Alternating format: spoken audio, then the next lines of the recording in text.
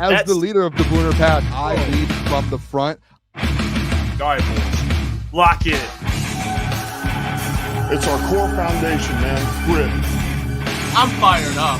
I'm fired the f*** up, boys. It's pumping right now. It's got my juices pumping, boys.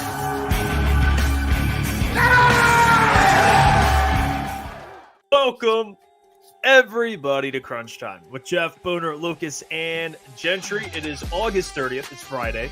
College football is already starting. I mean, behind me, I got Michigan State taking on Florida Atlantic. I'm watching. What a fun game. So, yeah, it's been ugly. Take the over. Take the over. Oh, it's been very ugly. College football's upon us. We got a whole weekend of college football. We're going to get into some Lions stuff today, as always. Talk a little college football in the second hour. Booner's bets for the college football weekend. Boys, I'm fired up. College football, and I was just talking to Boone about this before the show. It's just, it's week one. It's beautiful. When all these teams are elite, well, week zero, but week one, when you see teams like MSU and Michigan, these guys, they're all 0-0. Like, it's just a different, everyone thinks they have a chance. Once you're like 6 weeks into the season, the team starts off like 1-5, and you're like, all right, boys, we stay. Then you know. Energy. But I love this. Like, you have Florida Atlantic just playing their asses off right now. Giving it their all. Bro, I love it, man. College football is and I know the NFL starts, but college football is a beautiful game. It is an absolutely beautiful game. Like waking up Saturdays at 8 a.m., getting ready for college football, a whole slate of games. Like NFL, you have your 1 o'clock games. You have a couple. You have your 4 o'clocks, your Sunday night football, Monday. College football, you have hundreds of games every weekend, and you just all day Saturday from start to finish.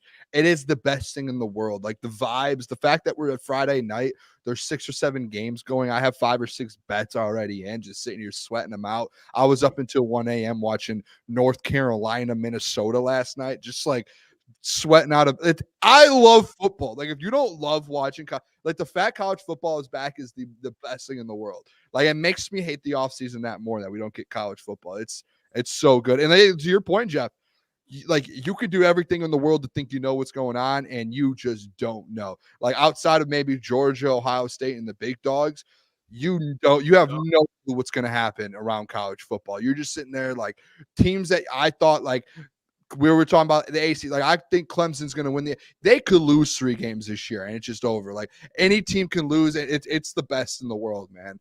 And week one, it excites me that much more because, hey, your dreams will fall off quick. And I'm not a weird person, but I enjoy seeing teams getting knocked off early and say, here we go, boys. Figure out the emotion, bounce back. And it'll be probably, at least in my lifetime, the most memorable season in college football for sure, because it's the first extended college football playoff. To your point, Jeff, every team feels like they have a chance unless I don't know how you're in like East Lansing and like we got a shot this year. Arthur Smith's bringing the crew. We got to like I think there's some teams that know like, hey, we might be able to get a bowl game. Like there's that. But I think teams like even like Liberty, they think they got a chance. They think they got to. I have them at 12. I have them at 12. So yeah, it was like great game last night with Colorado, North Dakota State. Crazy plays going on there. Colorado looked great offensively. I think they pretty much are in the same position they were in last year, in my opinion, at least from week one. Sure. Like they couldn't run the ball to save their lives, but Shedeur Sanders is throwing for Madden-like stats. Travis Hunter looks like he's the best player in college football. Booner talked about it earlier. You got to watch out for him as a Heisman candidate. Boone, you probably paid attention, but what were his odds after the game? It was 24 plus 2,400 in the middle of the game. I don't know if it moved today. I haven't checked today, but towards the end of the game, it was at plus 2,400. So I don't know what it was at to start. I can't remember early in the when we did the picks a couple weeks ago. But yeah, no, he's gonna have a chance. Like if he does what he did yesterday, even if they lose, I said it when we did our Heisman picks. I have him going to New York, and it's just like even if they win 6 games, he does what he did last night. He's going to be in New York for the Heisman. You can't keep a guy that does that out. It's unbelievable how good he is. He probably is just the best pure football player in college football. Like there's no like, he's making 100%. Cut tackles on the running back. He's making plays at pass breakups, and he's scoring 3 touchdowns. And like his last, like the comeback route on 3rd and goal, where you could watch the defensive back turned around thinking it was an incomplete pass, and they looked at Travis Hunter holding the ball. Like the dude's just unreal. It's gonna be wild to see, like especially after the season, his draft kind of progress and see what position he picks, because I mean, people bring up like Deion Sanders, Champ Bailey, but they weren't like that on both sides of the ball. Like he could go top 10 regardless of which position he played. Yeah, and that's kind of a little bit of a cheat code, and that's why I love now hindsight a little bit. It's only one game, but I love that Booner put him on his Heisman list because of the value. He plays both sides of the ball. Like I don't know, the only thing you worry about is just injuries. Him playing both sides, but the dude is so good. Like if he's a wide receiver, he's going top 5. If he's a corner, he's going top 5. Like it doesn't matter. Yeah. He's going top 5. Either position he plays in the pros, he's going to be very, very good. So his conditioning probably has to be insane. Oh, it's ridiculous. You know how much film he has to watch because he's watching it as a corner and he's watching it as a wide. He's watching offense and defense. Yeah, he's a football guy. Hey, what's great too? Michigan State's. I'm not going to say struggling, but there's some things happening over here. Well, we have a bet in Booner. I think Michigan State minus 12.5 too. So like I'm go blue. So I have a parlay and Nate Carter 60 yards rushing. He has 16. Aiden Childs 175 yards passing. He has 57. Montori Foster 40 yards. He has 2. And Jack Bellick 25. So it's still early. I mean, they're pushing it here. It'll be 2-0 in the second quarter.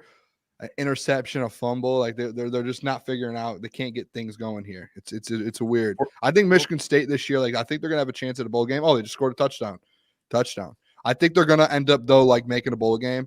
Probably shouldn't put that up, boys, just because we'll get taken down. No, we were looking at Jeff. Yeah, that we would for sure probably get taken down if we keep putting that up. But they're definitely gonna fight for a bowl game this year. That was a rushing TD by Lynch Adams. No, it wasn't even Nathan Carter. Nathan Carter is good too. Like he's nice. He's the only thing they got going for him offensively. Yeah. Well, we'll give you guys those updates as we go. I want to say Jason Ross does a great job. I'm listening to his commentary, play by play. That dude's elite. I know he did the preseason too. Mm-hmm. My gosh, he's good at his job. I'm watching it on Lynn Adams. I think Lynn Adams. That's what Tyler Chevette said. Oh, Lynn Adams. Okay. Yeah. Well, it wasn't Nathan Carter. So, anyway. It got called back. Of course it did. Yeah. Aiden Childs running. Aiden Childs touchdown. Yeah. There you go. Aiden Childs, I think he's going to be a good player, like for the program. He has to get. It's the first game, first couple quarters. Like let him settle in a little bit. I'm interested to see this new era of Michigan State. I was telling Jeff before the show, like with Michigan State, and this isn't me as a Michigan fan. It's just in general. It's just like the football program since D'Antoni left. It's like dude, they fell off so fast, and they just haven't like outside of the Kenneth Walker year, they haven't done anything. So. I don't want Michigan State to be good, but it's the Big Ten's better when more teams are good, in my opinion. Yeah. Hey, you know what? From a Michigan man saying that, I thought that was very fair. Very fair. Yeah. I mean, I'm a college football fan. I'm a Michigan fan, but like college football, it's always better when you have more competitive teams. It always is. It's funner. More games mean more things. Like, you know what I mean? There's more meaning behind games. Yeah, I mean that's a fair statement. Well, now the Spartans are up 9-0. Yeah. Hey, took to the second quarter, but they're getting there now. Got one. They're on the board officially now offensively. They're on the board. Yep. All right. Well, like I said, a lot to get to. We're going to go through in a little bit here the first 5 games of the Lions season. And it's more of a question I want to ask you guys and in the chat as well. What's an ideal start through 5 games? Obviously 5-0, but realistically, I mean, what are we expecting through 5 games? What's the worst they can be? What's best? Obviously 5-0, but your opinion on what they can do. We'll dial in the first 5 games and actually break it down game by game. So I want to go ahead and do that. I mean, they open up the season obviously against the Rams, which next week we'll be breaking down in depth a lot. I mean, all week will be pretty much Rams Lions. I mean, we have guests already lined up that I have not mentioned yet. But yeah, let me turn this off. You don't need to see that really right. Okay, we'll get back to that. That would be a disaster. Yeah, well, next week we'll get into it. We have guests coming on that you guys will find out next week on. It's very excited to announce who they are. We're trying to get more actively right now. But they opened up the season against the Rams. And then after that, they play, I believe, the Cardinals. No, I think Yes. they go Tampa. They go Tampa. It's Los Angeles at home, Tampa Bay at home, in Arizona, then at home versus Seahawks, and then on the road in Dallas. I guess. So That's two home games to open up. Rams, Buccaneers. They go on the road to to visit the Cardinals. Then they have Seattle at home, and then they have Dallas, the bye week. But then they take on Dallas on the road. So their first 5 games, you have the Rams, Buccaneers, Cardinals, Seahawks, and Cowboys. And in 3 of those are at home, that's good, obviously. I'll ask you guys, what are some of your expectations through 5 games? Especially we're talking about number 1 seed. So 5-0 obviously is the goal. All right. That's not 5-0. What do you think? How does the first 5 games play out? What's the worst case scenario? Like what's the absolute minimum they have to be through 5 games for them to still be in it? At least in my mind, and I don't know where, it's tough because in the NFL, and you guys know how the NFL is, this is a tough football league, and going 5-0, saying 5-0, like last year, as good of a team as he had, I don't even think we won 5 straight games at any point in the season. I could be wrong, but I don't even know if we went on a 5-game win streak. I just think the situation with the first 5 games, guys, it's like you have 2 rematches right away in the playoff games, Los Angeles and Tampa Bay. I don't know how that lined up and how maybe the NFL, I'm guessing, did that on purpose, but you have 2 back-to-back playoff rematches, and then you're sitting there and you're like, all right, now we have to go on the road to the Cardinals, which a team where you got, I think Klotz said it at one point, it feels like the Cardinals game could be a trap game going into Arizona with Kyler Murray, Marvin Harrison, and that offense, the new and improved offense. And then you have to come back home and you have to tame the beast that you haven't been able to tame for the last 2 or 3 years with San Francisco. And then just to follow that, you have to go on the road to Dallas, and you guys already know, we all know the narrative around the Dallas Cowboys and having to go play in Dallas constantly versus the Revs. So as much as I think people, and there are a lot of people in here who are like 5-0, 5-0, 5. I'm the biggest slappy in the world, people. I drink the Kool-Aid. I have the glasses next to me, and I have the chain. But let's be realistic a little bit here. That's it. As much as you might think that 5 games is easy, think about that 5-week stretch, guys. The playoff rematches on the road to Arizona, back home versus Seattle, a team that it's been struggling, and then the Dallas. That's a tough 5-game stretch there, as much as you might not think it actually is. Me, I'm going to say this, and I'm going to put my flag on this, and I'm going to lock this in. The Detroit Lions, after the first 5 weeks, will be 4-1. They are going to drop one of those games. Now, which one is it? To me, maybe, and this is just me just saying, first 2 weeks when you're looking at the playoff rematches, maybe one of those teams, because you've played those teams, you're just coming off the end of the season versus them. Maybe those are one of the 2 teams that you drop one to, but I think you beat Dallas and I think they beat Seattle. I think those 2 are wins, and then I think there's a loss, and you start kind of 2-1, and then you go win back-to-back games to go 4-1. Now, if we're talking worst case scenario, guys, is 3-2. I don't think they if there's a disastrous of a start, I don't think you're looking at 2-3 or 1-4. I think very, very dead worst case scenario is 3-2. But I think they come out of that stretch of football, guys, 4-1, and you're sitting there pretty happy with that start. And then the bye week's coming up already. At that point, you're sitting there and you're like, all right, let's get to the bye. Let's get ready for the second half of the season. I think I don't think it's 5-0 isn't realistic. I think it's realistic, but 4-1, you're in the NFL, guys. We're not going 17-0. That's just no one's ever done it. No one's there's a team that's gone 16-0, but there's going to be a loss here. Come on now. Look, I'm with, if you're talking about expectations for this team, I think you should expect 5-0, because if you look at it, the 2 toughest games, without a doubt, the first 2 weeks. If you look at the LA Rams is 1 week from now. So you see, okay, 2 of their offensive linemen are most likely going to be out. They have no Aaron Donald. And you could argue that, yeah, the Rams improved, but the Lions offensively and defensively took big steps. In my opinion, when you talk about offensively, it's going to be more organic. And when they played the Rams, Sam Laporta was just coming off an injury. So this Rams defense without Aaron Donald, now it's the game plan for Laporta, realistically now, not off an ankle injury. The Rams, in my opinion, at home will be a win for the Lions, and it should be. Same thing with Tampa Bay. Tampa Bay, for all the reasons you said, it's a rematch. The Lions got better. Oh, and we took your best cornerback away from you. So without a doubt, the Detroit Lions, I expect to beat the Tampa Bay Buccaneers. And I understand, like, if there was a game where I think is going to be a loss in the schedule, I'll hear you for Arizona for the trap game reason, because I could see, like, okay, the hype's there. But Arizona is going to be one of those games where, okay, the Detroit Lions are out 2-0. They just beat 2 former playoff teams. That stadium is going to be Detroit Lions fans. It's going to be that's not going to feel like a home field advantage. The Lions fans did it last year. It's going to be a step up now because you're seeing these bandwagon fans. Arizona, there's probably littered with Detroit Lion bandwagon fans right now. So I think the Cardinals will definitely give them a tough competition. I think offensively, they can give the Lions work, but defensively, they're not going to be able to stop this run game. Seattle, this is the year that Detroit Lions have to beat Seattle. I understand. I like McDonald as a head coach, especially.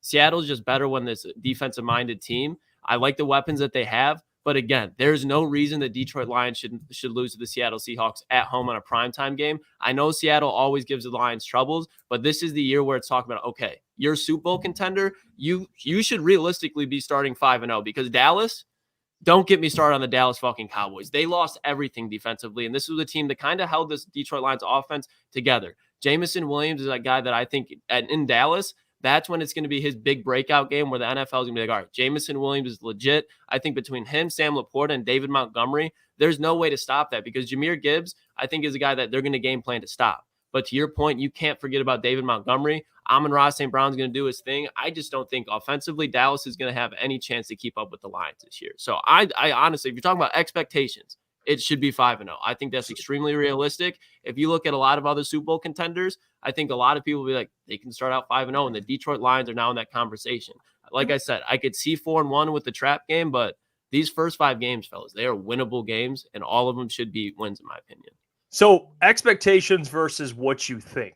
Yeah, I think they'll be five. Okay, I think they will be 5-0. Like, there's outside of a major injury happening, this should be a 5-0 start for the Detroit Lions. I think so. So, no, go on, Jeff, go ahead. I was just gonna say, like, if you just look at the first 7 games of the season, like the next 2 weeks, the Vikings, they're gonna beat the Vikings. The week after that, the Titans, they're gonna beat the Titans. Like, to me, it's like, unless you think they're starting 7-0, and you're gonna go out there and start 7-0, I think the loss, if there's a loss in the first 7 or 8 weeks of football there, it comes in that first 5-week stretch, because that first 5-week stretch is the toughest. Then obviously you go to you go play with the Packers on the road at Lambeau. So that's the first loss there, and you're sitting 7-1 after starting 7-0. But I'd like, realistically, when you're looking and you're like, all right, let's be honest here. Like, there's going to be losses on this schedule. You can't, even the games you think you're going to win, there's going to be some slip ups. Like, if you look at the first 5 games, or let's just say the first 7 games, I think they start the first 7 games 6-1. And you're sitting at 6-1, and you're going into Green Bay 6-1, probably a primetime game, I'm guessing, a 4:25 game already, it looks like, on Fox. So, like, I think that's fine. I just think, like, one of those first losses out of that first 7 game stretch ends up coming in this first 5 weeks. And I don't think that's a bad thing. I think it's like early. Let's get a bad loss out of the way. Let Dan and let these guys learn from it. Let the defense, if it's a defense, learn from it. Figure this thing out going into the Green Bay game. That's where I think it is. I don't know. I'm not saying, like, it's not crazy whatsoever. Like, if you're talking about 4-1 and 5-0, I'm not going to fight you over. But especially like games like Dallas, where people, you lose to Dallas, the Lions are coming off a bye week before they play Dallas. Like that, I could see after that. Like, even like, I could see them going into Tennessee and losing too. I could see. I mean, the Vikings gave us trouble last year with Nick Mullins, and Justin Jefferson, if healthy, he's definitely a guy that can take over a game. So I don't think they're going to start out like 9-0, 10-0, anything like that. But I think the first 5 games are extremely winnable, and I expect them, and I think they will. They're all winnable games. Oh, this sounds like me and you, Boone, going at it, huh? Winnable. Everything's winnable. Well, that's what it's like. Yeah, like they're all winnable games, but it's like there's gonna be, you know what I mean? It's like there's a difference, and this ain't at Klotzy, but like, because it's like they're gonna have a chance to win the game. I hate hearing that. Every week, every team will have a chance to win a game. Will they win it? I'm with Booner. I think they drop. I think 4-1 is how I have them starting. Remember, I think we did a schedule breakdown. I had them 4-1 through their first 5. I'm gonna be honest, guys. I don't know if people forgot I said this. Maybe I shouldn't bring it up. I think the one loss is against the Rams, week 1. That's what I think. That's my one loss. I think they beat the Tampa Bay Buccaneers. I think they beat the Arizona Cardinals, and I think they go ahead, even on the, I think it is on the road. No, the Cardinals are on the road. They beat the Cardinals, then they beat the Seahawks, then they beat the Cowboys on the road. I think they start 4-1, but I think their one loss is to the Rams, because when you look at head coach, quarterback, that's the team that I do fear. Like I don't really fear. Yeah, Tampa has a pretty good defense, but I don't. Baker Mayfield and Todd Bowles, like they're both. You have the advantage over both of those guys. You go over to the Cardinals, Kyler Murray, and I do like Marvin Harrison Jr., but should I even name the head coach? I mean, Dan Campbell's going to coach circles around that man. Let's be real. 100%. Okay. And then so that's why the Rams, and you bring up the injuries, the offensive line. Like, yeah, I think that is fair to bring up, and that could definitely hurt the Rams. I just think no Raheem Morris. Yeah, definitely. But they do have a good defensive line. Like, they have young pieces. They have 2 guys, I believe, that had 10 sacks last year as rookies. So then they added some more rookies this year, which, I'm not really, Jared Verse, I don't think is good. I mean, he could, but I think they have a pretty decent defensive line. They have young pieces. And it's really just Sean McVay and Matthew Stafford, Puka Nacua. Like, this secondary has to show me week 1 that they can go out there, even at home, and slow that offense down. That's where it's concerning to me. But besides that, I have them winning all the rest of the game. So I have them starting 4-1. The worst they can be, I mean, you'll be out of the number 1 seed race potentially. I mean, I hate to say this early, but it'll be more difficult. 3-2. Like, I don't think they start 500 or under through the first 5 games. I don't see that happening. Yeah, I think 4-1's real. Like that, obviously I had that. I just think it's realistic because, like, I have them going 13-4 on the season, and if you just split the season up, and obviously there's some tougher games down the stretch of the season, but like just looking at the schedule, it's like if you say there's 4 losses on the schedule, it's just like every 4 or 5 games you could probably find a loss here or there, and like that's still get you the number 1 seed in the NFC. So, like, if fans are like, I know we want to go 5-0, 17-0. You don't want to lose a game, but let's say you go win 13 games, you're number 1 in the NFC, and you have a 1 seed, and you're the Booner path that comes to fruition, and you're sitting there with home field advantage through the NFC playoffs and through the playoffs until you get to the Super Bowl. So it's like that's the beauty of it, and like that should be the goal for these guys. Obviously, your goal is to never lose a game. But if you break the schedule down, let's say in like 4s or 5s, like, hey, going into each one of those, like your four game schedules, the first 4 games, go 3-1. The next 4 games, go 3-1. The next 4 games, 3-1. You're sitting there with 13, 14 wins at the end of the season, being like, that worked out pretty well for us. Like that's not bad. And it's just like, these are some gauntlets that you're playing, dude. Like, there's some tough schedules. Like, after you get out of that first 5 games, then you're going on the road to the Packers. You're going on the road to Houston. You're playing the Jags, on the road to Indy. Like, and then you have the 49ers on the road. Whoa. So like there are some it's a gauntlet there. So like I do get maybe Klotz, to your point. Like I think you had them winning 12 games. So maybe if like you go 5-0, those 5 losses are in the back end. So I just can't find, like, I think they win some of those big games down the stretch. Like, I think they beat the 49ers. I think they have a chance to beat the Texans and the Packers once. So, like, for me, it's like looking for the 4 losses. If they have 13 or 14 wins, the 4 losses aren't going to come towards the back end because I think they're going to beat some of these big-time teams. So I just think there's going to be a couple games, especially like the Bucs game. I think that's a quiet one with Baker being in Tampa for another year. That defense is still a really good defense. In the playoffs last year when you played the Bucs, like Derek Barnes had an interception to clinch the game and end the game, but they had the ball down there to go. Like, that's going to be a football game. The Bucs it's not a walk in the park. And it's the same thing with the Rams week 1. And then it's the same thing with Dallas. Like, that's not a walk in the park either. And it's the same thing as well with Seattle. Like, Seattle's going to give you a run. Like, you have 4 of your first 5 games. You have legit NFL playoff teams that can make the playoffs this year coming in that are going to try and end your season or ruin part of your season. So it's like you have 4 of your first 5 games are going to be brutal. Like, you don't have, like, some teams are going to be playing the Cardinals, the Titans, I don't know, like just some bad teams, the Panthers. You have 4 essentially teams that potentially could be in the postseason to open up your season out of the first 4 of your 5 games. That's tough. But I think the Lions are good enough. They're the best team in football. If they come out of that 4-1 versus 4 playoff teams, I'm like, hey, this is a legit team here. Like this is a team that you like. People should be scared of if they come out of that stretch 4-1. All right. I mean, How about that, I boy? was waiting for Jeff to double. I just think Mic drop. Mic drop. It sounds like we talk about realistic, but when you look at the X's and O's, that's why I was like, I wanted to say 4-1, like I really did. But when you break it down, it's just like, okay, which team are they worse than? This is the NFL. Like, I understand. But you see, like, the teams that are legit. Brad Holmes literally came out and said yesterday, this is a Super Bowl contending team. Last year, they're saying we want to win the division. We want to find a way to make a playoff run after that. This is a year where the Detroit Lions do that. I think if the San Francisco 49ers start out 5-0, the Kansas City Chiefs, we'd all be sitting here like, yeah. And this team has put together stretches where they win 5 or more games. So I don't think it's very realistic, and I think it will happen. Like, looking at the schedule, I think after that, they'll split with the Packers, obviously. I said they'll split with the Bears as well. They'll probably – I already said I think they're going to lose to the Colts. I can very well see them losing to the Texans. And then, like, there's a game where they're going to drop too. I mean, San Francisco's not a gimme either. But I just think early on, especially with an early bye, I think that's when the lines will get hot. They'll lose one. But to your point, Boone, they're going to be playing tough teams in primetime games, and they'll drop a couple. But it's not like this is a number 1 seed team. That's what you do to start off the season. You start out 5-0.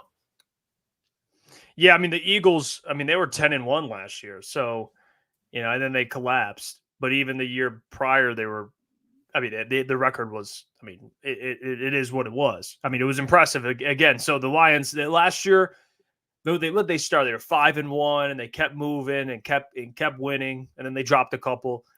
I mean, 4-1, 5-0, whatever. I think 5-0 could happen. What team gives you the most 100%. Worry through 5 games? The Klotz, out of the first 5, what team gives you the most? Realistically, like I said, Arizona could be a sleeper game, but if there's one, it'd be Seattle. Just because they have your number. There's some teams that just have your number. Honestly, Seattle over the Rams. I'm gonna say this. Yeah, bro, the Rams. Okay, let me before we say the Rams. Not even the Rams. Like if we go game by game. So the Rams, I don't understand that stadium, and we talk about like that's going to be a real effect. Matthew Stafford, 100%. I give him credit, but Matthew Stafford is going to be under pressure the whole game. This was the best run defense in the NFL last year. They were able to sniff out Kyron Williams. They still had Cooper Kupp. They still had Puka Nacua. Who did the Rams add offensively that's a major addition? They don't need to. They have okay. So hold on. So they're offensively, they're pretty much still the same, but their offensive line is worse than they were in the playoff game. Who did the Detroit Lions add defensively? A shit ton. Let's go to the offensive side of the ball. I'll give you credit. The Rams have a nice D line. They're not touching Jared Goff. They might once or twice. This offensive line, healthy week 1, is the healthiest they're going to be all year. They're going to go out there and they're going to dominate them. David Montgomery and Jahmyr Gibbs are going to combine for 150 rushing yards without a doubt. That's going to keep Matthew Stafford off the field. Amon-Ra St. Brown is going to remind Tre'Davious White that he's coming off a torn Achilles back-to-back years. Probably going to be time to hang it up. Darius Williams, he's not keeping up with J-Mo. And like I said, they didn't play Sam Laporta. The guy game planning for that offense last year is gone. He's in Atlanta. The Rams do not scare me as much as Seattle, who's a team that is defensively, that's their strength. You bring in Mike McDonald. You have arguably one of the best secondaries in the league, and their defensive line is pretty much on paper the same as talent-wise as the Rams, but the Rams don't know how to play with Aaron Donald. They've been doing it for the last decade. Let me explain why you're wrong. The Seattle Seahawks, okay, who's starting at quarterback? Geno. Very fine. Right. He's a fine quarterback. What do they want to do with a new defensive coach? They want to run the football. Lions aren't going to allow them to. Who do you trust between the Rams and the Seahawks if they can't run the ball? Well, obviously the Rams. They're both at Ford Field, so you can't bring up Ford Field because Geno's going to have to face that crowd as well. But Geno has went into Ford Field numerous times and done. I've seen it with my own eyes. Matthew played Seattle, there for 12 years. In my opinion, Seattle. Do we all agree Seattle's going to be better than they were last year? We all agree with that. There's no way you can look at Seattle and be like, Seattle's going to be better than they were. JSN, I think, is a guy that as your wide receiver 3 on Amik Robertson can give you issues. Like they're going to move off of Tyler Lockett, but he's going to be there, and they're going to try to boost his trade value to move off him. But there's no way that you can look at me and be like, yeah, they're going to lose to the Rams sure-handedly. Be like, oh, if you should be worried about Seattle then too, if you're worried about the Rams. Seattle poses more problems personnel-wise, especially when you look at the Rams' offensive line is just going to be half depleted. And Seattle's offensive line is great. It's better than the Rams with their 2 backup tackle and guard. That's for damn sure. Yeah, I'll give you that. But Seattle, okay, if you want to, their offensive line is not. It's not good. It's all right. It's mid. But the Rams week 1 is going to have the worst offensive line in the NFL week 1. Because Jonah Jackson's playing center. Yeah, because of 2 injuries, which are bad, by the way. But the worst offensive line in the NFL.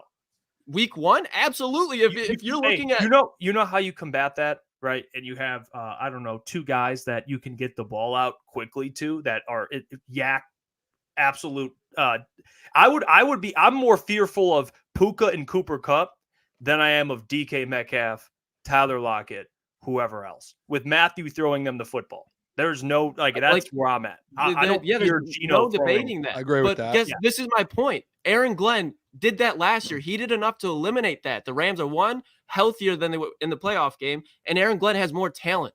Like when you look at that, okay, you got like Cooper Kupp and Puka Nacua. I'm not going to act like they're nothing. But we talk about this Lions secondary, and you look at Brian Branch, Carlton Davis, Ifeatu Melifonwu if he's in there, and Kirby Joseph. And when you add that on to Alex Anzalone, Jack Campbell, and Matthew Stafford is not going to have time to throw. Dink and dunk, that's fine. You're not beating the Lions dinking and dunking because they're controlling the clock, because they're running for you every fucking drive. But real quick, we agree, Klotz. We agree the defense is improved. We don't even have to bring that up. I agree with you. Lions defense is much improved. They're going to give opposing quarterbacks problems. Again, I'll ask you.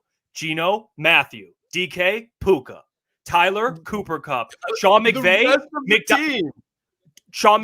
Mike McDonald. To beat the Lions, it's got to be defensively. You're not going to beat the Lions in a shootout. Like, that's what's going to happen. Unless you have Kyle Shanahan and the defense to stop the Lions, you're not going to do that. The Rams, they have no Raheem Morris. They're losing Aaron Donald. They have, like, pieces somewhere, but then they have holes otherwhere. And you can bet your ass Ben Johnson is going to exploit that, especially week 1 when he's like, oh, this is what – okay, we saw him in the wild card. Let's do this. Aaron Donald's night. Let's do this. Jared Verse on Penei Sewell. Jared Verse on Taylor Decker. And you got David Montgomery pass protection. And Sam Laporta will be in this game fully. The Rams. I'm confident W. Dan Campbell, Aaron Glenn, Ben Johnson. Those boys are going to be ready. Okay, can I interrupt this? First of all, I just want to say how great it is to sit back and watch two other people argue, not me. Change the scenery, Boone. Yeah, it's actually unbelievable. Now I see why you guys and people enjoy watching me freak out. It's unbelievable. I will say this: the Detroit Lions are not losing at home. That's not happening. Week 1 versus the Rams. Jeff, I don't get you actually with the Rams. They're not losing to the Rams. Week 1, opening night, Sunday Night Football. The fans. It's not happening. It's going to be. It's not happening. And the same with Seattle. Who's your loss to? If I had to say any loss, and again, I want to make this known. I said 4-1. Realistically, I wouldn't be shocked. I think they're going to be sitting there at 4-0, and this is what's going to happen. They're going to be coming off the bye, going to Dallas, and I think out of the 5-week stretch there, they lose. We know. And guys, this isn't me saying that the Lions are worse than Dallas. The Lions are 100 times better than Dallas. But you know what the Detroit Lions have to endure to win in Dallas? They have to do with the refs. And this isn't just like a last year thing. This has been all of our lives that the Lions go in and the refs and Jerry Jones gives them each $1 million to make the game go their way. That's how it is. So if they're 4-0 going into Dallas, I wouldn't be shocked if down the stretch the Lions are winning and the refs throw a phantom flag and the Lions somehow drop the Dallas game because the refs and Jerry Jones are on their normal stuff. And the NFL comes out the next week and Clown Goodell goes, we support our refs. I back the refs. That's if we're being realistic, the Detroit Lions are not losing in the first couple weeks at home. They're going to beat the Seattle Seahawks. They're going to beat the Bucs, and they're going to beat the Rams. Don't disrespect Detroit Lions fans like that ever and say they're going to lose at home in that atmosphere. That's the real 12th man in the NFL right now, fellas. Let's act like it. We have the 12th man. All right? We do. So now that we have the 12th man, now we could sit there and we could talk about the Dallas Cowboy game and say that is one of the biggest games of the year. No, I said that. Did you just agree with Klotz now? The Dallas game, I said, is going to be the breaker. If I had, out of the 5 games, if I had to rank which game's the toughest to win, I don't think it's crazy to say if I forced every single person in this chat and say, what's the toughest game to lose? Or what's the toughest Dallas game? Cowboys, who you just said this year will be competing for a top I still 3. think it's a tough game. I know. I said a top 5 pick without CeeDee Lamb. I said a top 5 pick. Don't start putting words in my mouth, Jeff Enriquez Iafrate. You said we've been talking about this game for months, how they're going to win this year. No, the only reason, listen real quick, Jeff. What was the one thing that you guys just said when you guys were arguing over there about the way the Lions lose? Going up against a really good defense. What do the Cowboys have? They have dudes on that defense. And what are you doing? You're going into Jerry's world. And guess what they have? They have refs that get paid. That's a fact. Okay? So don't try and spin this on me. You go back at it with Klotz about your Rams and Seahawks. Mine is the most realistic, Jeff. Mine is the most realistic. The Lions haven't been able to slay the Cowboys in Jerry's world. Not off. I think they're going to go do it. Go do it. Wait, so they're coming off the bye and they're 5-0. I'm flipping. Lions 5-0. They're starting 7-0. How about that? Give me my glasses. The Detroit Lions are starting 7-0. A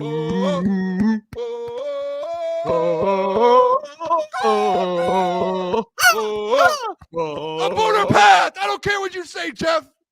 Get out of here with that now. We just watched this man fold like a lawn chair on air. This is, hey. For the better. He knows they're not losing. That's what he was realizing. He's like, no, they're coming off a bye. They're not losing to Dallas. Man, just that was the most likely game to lose. The Dallas game gets who and what army? Who and what army? For I respect that more than you're just blatant just confidence that Sean McVay and Matthew Stafford are going to single-handedly slay the Lions when they couldn't do it last year. Lose week 1. You could clip me too. I'm with Boone. 0% chance they lose week 1. To be honest, I would maybe agree with you, Jeff. I'd be hearing you out and be like, you know what, that's a good point. If their offensive line was healthy. That's not a big deal. That's not a big deal now. That's not a big deal. When you have a turnover, look. This isn't even a shock because I think we'll all agree with this. Matthew Stafford tends to turn the ball over, but that's part of his game. If he has less time, Matthew Stafford is going to be turning the ball over. And you know what Jared Goff's going to do? Probably start off the game, well-scripted drive, 7-yard touchdown to Amon-Ra St. Brown. Nice little second drive. You get in the game, okay? Now all the game plans are out of there. Matthew Stafford, he's going to be making some great throws. He's going to be playing a good game, but it's just simply not going to be enough because defensively, third quarter, Jahmyr Gibbs. Fourth quarter, David Montgomery. They're not going to be able to stop this run game. There's no way. They have no formula to stop it. Outside of an end. Jeff, before you go real quick, I just want to say this. Am I going to be able to? Okay, go on. Yes, just last thing here with the Rams. The Lions beat the Rams, and the Lions went into the offseason and upgraded the whole defense. Like, that defense is better. And the Rams still couldn't beat the Lions with a defense that was struggling. They upgraded. They went and got Terrion, Amik, Carlton, DJ Reader, Brian Branch is now the safety. So, like, if DJ you're like, Reader might not play. Well, they were in it. They were in the game. Guess what? They lost, first of all. They still lost. And now the Lions turned around, and they upgraded the defense, and their defense is even better. They're not the 25th best defense in the NFL anymore, buddy. They're top 15, top 10. Okay. What are you researching over there? I see he's typing quick. He's typing something. No, the PFF. No, it's guys. This is what I try to do. Okay, when we're looking at these games and we're trying to break them down individually, okay, and we're giving wins and losses. I look at the first 5 games. That was the question. The first 5 games, and I look through those 5 games and I say, okay, out of these 5 games, what team am I the most worried about? I'll say this again because I say it all the time on the show. 2 things on the field. All right. 3 things that are pivotal to any successful organization. GM, head coach, quarterback. On the field, it's head coach, quarterback. You cannot tell me out of those first 5 games, Sean McVay and Matthew Stafford, no one else sniffs them. Not Dak and Mike McCarthy. Doesn't sniff them as a duo. I disagree. You're high. But that there's no Boone, you can't disagree with that. You really can't. I was going to say Ben Johnson and Jared Goff. Sean McVay is the second best head coach in the National Football League. Oh, yeah. One of the greatest offensive minds. He's had all offseason to game plan for week 1. Okay. And same with the Lions. I'm not saying the Rams are going to destroy no, I think it's going to be a good game. But out of those 5 games, guys, yeah. I want to see the week 1. This is the first game, live game. This secondary will be playing together. And in terms of Terrion, Carlton, like I actually think as the weeks go by, they'll get better. Like I think by week 5, the secondary will be more. It'll be more cohesive. You know, That's more great observation. Together. Now week 1, it's like we're live. You know, Terrion, rookie, Puka Nakua's in front of him. or Cooper Kupp, Sean McVay. They're going after Terrion. Like, it's going to be a lot of, okay, we're getting into the rhythm, right? It's a new secondary, new corners, I should say, not completely new secondary. That's where I'm coming from. Okay. Not Dallas. Dallas, I think will give them a game. Like, I don't think they'll be like one of the worst teams. I think they'll just miss the playoffs. They'll give them a game. But out of those 5 games, you ain't gonna tell me Dallas gives you a little more on the road. The Listen. This is where things start to really turn on me, and this is where you start losing me really quick. As you could say, they have Sean McVay and Matthew Stafford all you want. I really like. All right, cool. Yeah, we know how good Stafford is. We know how good Sean McVay is. There's something else that the Rams don't have in this game that the Lions do. They have the 12th man. You were playing on the road in the toughest environment going into this year in the entire NFL. I agree. The toughest environment. But whether Matthew Stafford and Sean McVay can handle it, there are a lot of the defensive line for the Rams. Guess what? Jared Verse, for his first game ever in the NFL, he's coming into Ford Field, the most hostile environment he'll probably see in his career instantly. First game. Like, there's the one thing the Lions have as well with this offense is this offense and this team has been together for the last 4 years, and they have been building. They're not going to come in and be slow. They're not going to come in, and I get maybe Terrion's going to take a little time to gel, a couple weeks. This football team as a whole, just real quick, this football team as a whole, Jeff, they don't need a couple weeks to get going. They've been playing together for 4 years. They will be ready to go week 1 at home with the 12th man, and we're getting 12th man shirts too. I'm doing that. I'm making sure that happens. I need to throw something, because this conversation about the cornerbacks is going to make my head fucking explode, because we're like, I don't know what to expect out of Terrion. He's a rookie. Yeah, he's a rookie. But Terrion is better than fucking Kendall Vildor, and you have Carlton. By default, they couldn't know what the playbook fucking is, and by default, at the cornerback position, they are going to be better. Carlton Davis, Cooper Kupp. Guess where they played in? The NFC Championship game. Carlton Davis knows what Cooper Kupp's about. So he's probably like, hey, Aaron Glenn, I've seen this before. You want to talk about game planning? Sean McVay absolutely is game planning formation-wise. He has no clue how to fuck the game plan for this defense because he's never played against this. There's zero film on this defense. If you think, because Brian Branch is returning from year 2, he's going to be the exact same. If you think game planning for Cam Sutton and Kendall Vildor with no Aaron Donald, anything, Sean McVay game plan-wise, offensively, he can do a lot of the same things, but you cannot look at me dead in the face and be like, yeah, he can do the exact same things he did last year. Incorrect. And then you want to bring up, he can. He's missing 2 fucking offensive linemen. That's what's making me just like want to blow a fucking water bottle. Like, the number one thing about the Lions, what makes them so good, their offensive line. What makes the 49ers continually good? Offensive line. Philadelphia Eagles, offensive line. What do we say if we're like, Taylor Decker could go down for 1 game, and that could be very scary. Panay Sewell could go down for 1 game. The Rams are dealing with 2 of that, and they have to game plan for Aiden Hutchinson, Alim McNeill, and even if DJ Reader isn't there, okay, you got to double team Aiden Hutchinson, you got to double team Alim McNeill. I think we have confidence in what we've seen from the rest of this rotation to think they can get to the quarterback. And when you talk about, okay, if they need to, they can run nickel because they have the safety package to do that. This defense matches up very well with what the Rams want to do. They can stop the run, and they have a lot of wide receivers. They have elite wide receivers. But the Lions are deep in the secondary. That is exactly why Brad Holmes went so heavy at the defensive back room, because there's a lot of teams in the NFC that are deep at wide receiver. You have to learn how to stop that. In week 1, I know you're going to see it. Yeah, I guess we'll just end it there. The second greatest offensive mind, it just won't know how to game plan for this game. Well, he had a chance last year against a worse defense. You were acting like Sean McVay, is definitely does not know what to expect week 1 offensively. He has a clue, but to say he can just do the exact same things he did last year against his defense, there's no way. Of course he knows that's not going to be the case. With the game plan part is just the Lions have the major advantage game plan wise. Major advantage.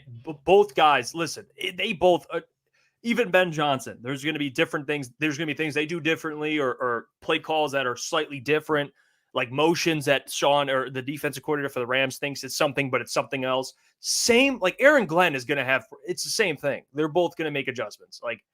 I love the enthusiasm, guys, about the new defense. I love it.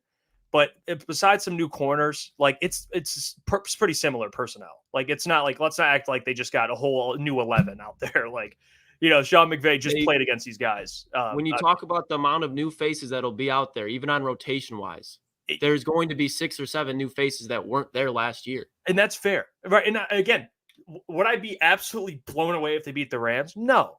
But I think they'll be 4-1, and the one loss is against the team that I think is the most likely loss, and that's the Rams. All right, then we'll end it there because we don't. The last thing I'll say with this is you do gotta, like, my last point with this as well. Just thinking about Ben Johnson and this offense, the Rams do have a new DC with Chris Shula. Has never been a DC before. His first game as NFL DC will be against the best offense coordinator in the entire NFL and a top 5 offense instantly on the road versus Ben Johnson. So that's another factor in this game. Like, Chris Shula, his first game calling and being the DC that's a tough task. And this I'll end it there. And I get that, Booner. Fair, right? And that okay. You can throw that up there as an argument. I don't want you guys to think I'm a hater. I see Big M, Jeff. Why are you such a hater?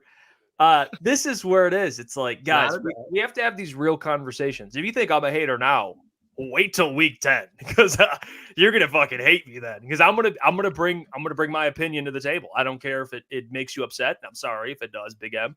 But I would say out of the first 5 games, the Rams do give me the most. Watch out for the Rams. I don't. None of the other teams scare me. Like they shouldn't. They shouldn't scare. They shouldn't scare anybody. The Rams, not that the Rams should scare you, but they should make you more like, okay, this is going to be a tough game. I think it absolutely will be.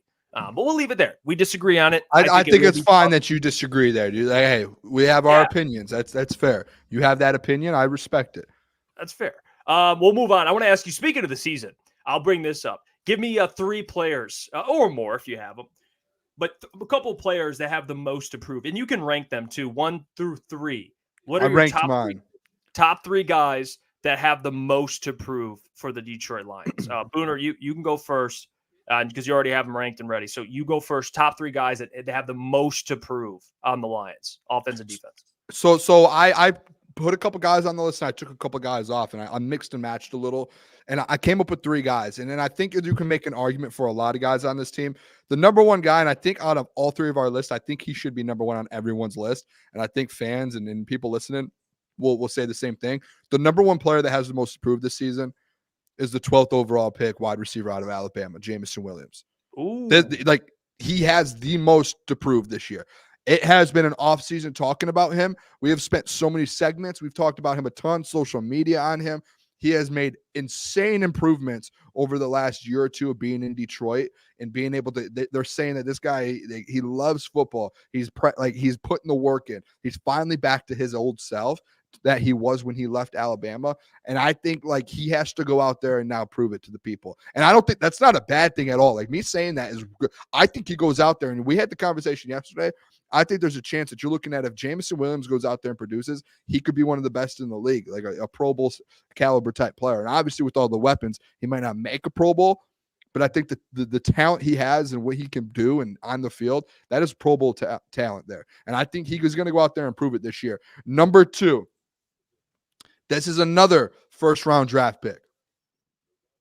Linebacker Jack Campbell out of Iowa. I think Jack Campbell, guys, and we've had this conversation a lot this offseason, just like Jameson Williams. Jack Campbell, though, this kid can be so good. He's got one of the highest ceilings on this defense. We've talked about him being compared to guys like Luke Kuechly and some of the best to ever do it because of his size, his talent, his athleticism, and everything that he has.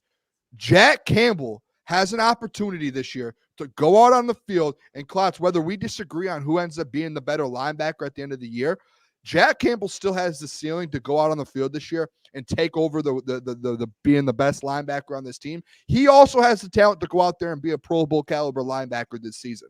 He has that talent, and he He can go out there and do that this year. And if he did it, I would not be shocked at all. And you know what? You know what, guys? For this team to go win a Super Bowl, Jack Campbell needs to go out there and do that. He needs to go out there and be a Pro Bowl caliber linebacker, be the first-round draft pick that we thought he was. And I know he's going to do it. He's going to end up having an opportunity towards the end of the year to be in the Pro Bowl. He's going to have 130-plus tackles, and he's going to dominate this year. And I think a lot of people, it's gone quiet a little bit. Jeff, you and I argued for 3 hours on a road trip down to Nashville, Tennessee, about Jack Campbell, about how I said, hey, sometimes silence is a good thing. Sometimes when you don't hear something about a player, that's a good thing. And I think Jack's had his head down. He's grinded. And when week 1 comes around, you're going to see this guy flying around to the ball in coverage, doing everything he can to make an effect on a football game.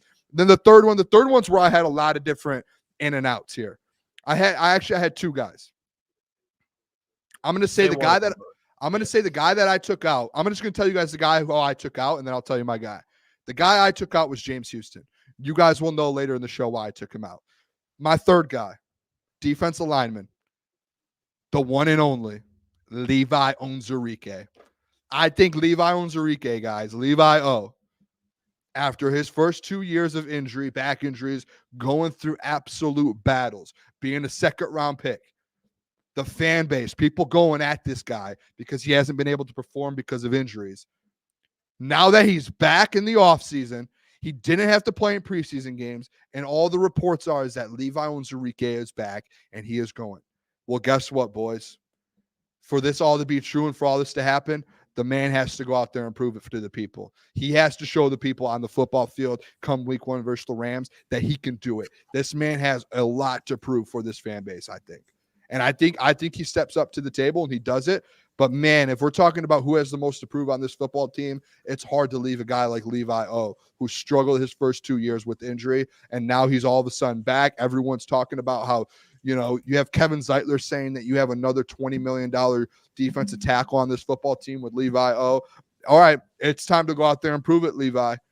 Booner wants to see it. The Booner path needs to see it, and we're going to see it from Levi O. And I think all 3 of my breakout guys, or my guys who need to perform, I think they all perform up to the expectation that we all thought. Those are my 3 guys: Jameson Williams, Jack Campbell, and Levi O. I mean, for me personally, I'm not going to waste too much time on, because I had J-Mo and Jack Campbell as 1 and 2, but the guy I have at 3 is Ifeatu Melifonwu, because coming off that season you had last year, you now see the Lions are moving Brian Branch to strong safety. Kirby Joseph is the free safety. And I really don't think that spot, like people say, oh, just put Iffy where Kirby is. I don't think it's that easy like people make it seem, because Kirby's just so natural with the free safety spot. Ifeatu Melifonwu is a guy that's contract is going to be coming up this year. He's going to be a guy that's going to be fighting for his spot on the field, and it's not going to come easily. They're going to have rotations and personnel-wise where he's going to be out there. But he's coming off such a high where I think the Lions, again, Ifeatu Melifonwu is a great player, but you can afford to lose Ifeatu Melifonwu, especially when you're that deep at the cornerback position and you have 2 studs at safety. When you look at how good that linebacker room is, Ifeatu Melifonwu is a guy that the Lions, probably just because of money-wise, are going to have to move off of. If he wants to stay on this team, on the Super Bowl contender, he's got to prove why he deserves to get paid. And I don't think he's going to have the opportunity to do it like he did last year. But when he's out there, he has to make an impact, because his days in Detroit, they almost seem numbered. And I don't like saying that because he's a good player, but I think that's the reality of the situation. Yeah, I love the Iffy. I mean, we all collectively agree on guys that need to prove it. I have 2 new ones. J-Mo, no question, is probably actually number 1, given the role he'll have. Jack Campbell, of course, he's up there. I have J-Mo, and I wanted to bring 2 new players to the table instead of Jack Campbell, or if he's a really good one. What about Alim McNeill? All right, and I'll tell you why. Because we know he's a good player. But Alim McNeill, 2 things. 1, he's in a contract year, so he has to prove it, not only for himself, but to the Lions, to really solidify why he's a long-term piece. But number 2, to really enter that next tier of defensive tackles. I mean, Booner brings it up. We brought it up yesterday, and Booner brought up Matabuke. And I love Matabuke. Matabuke turned into a double-digit sack guy. Can Alim do that? That's why I think he should be on this list for guys that have to prove it. And not prove it to stay in the league, but prove it. Do you deserve that type of money? Are you in that top tier of defensive tackles? Are you a guy that can be a double-digit sack guy? That's why Alim McNeill, I think, is in here. The other one, and I I did a little different approach to this because I mixed it up like J-Mo has to prove it. Alim. I have Terrion Arnold. I know he's a rookie. I understand that. But what I mean by that is the Lions traded up to get him. I understand it was in the 20s.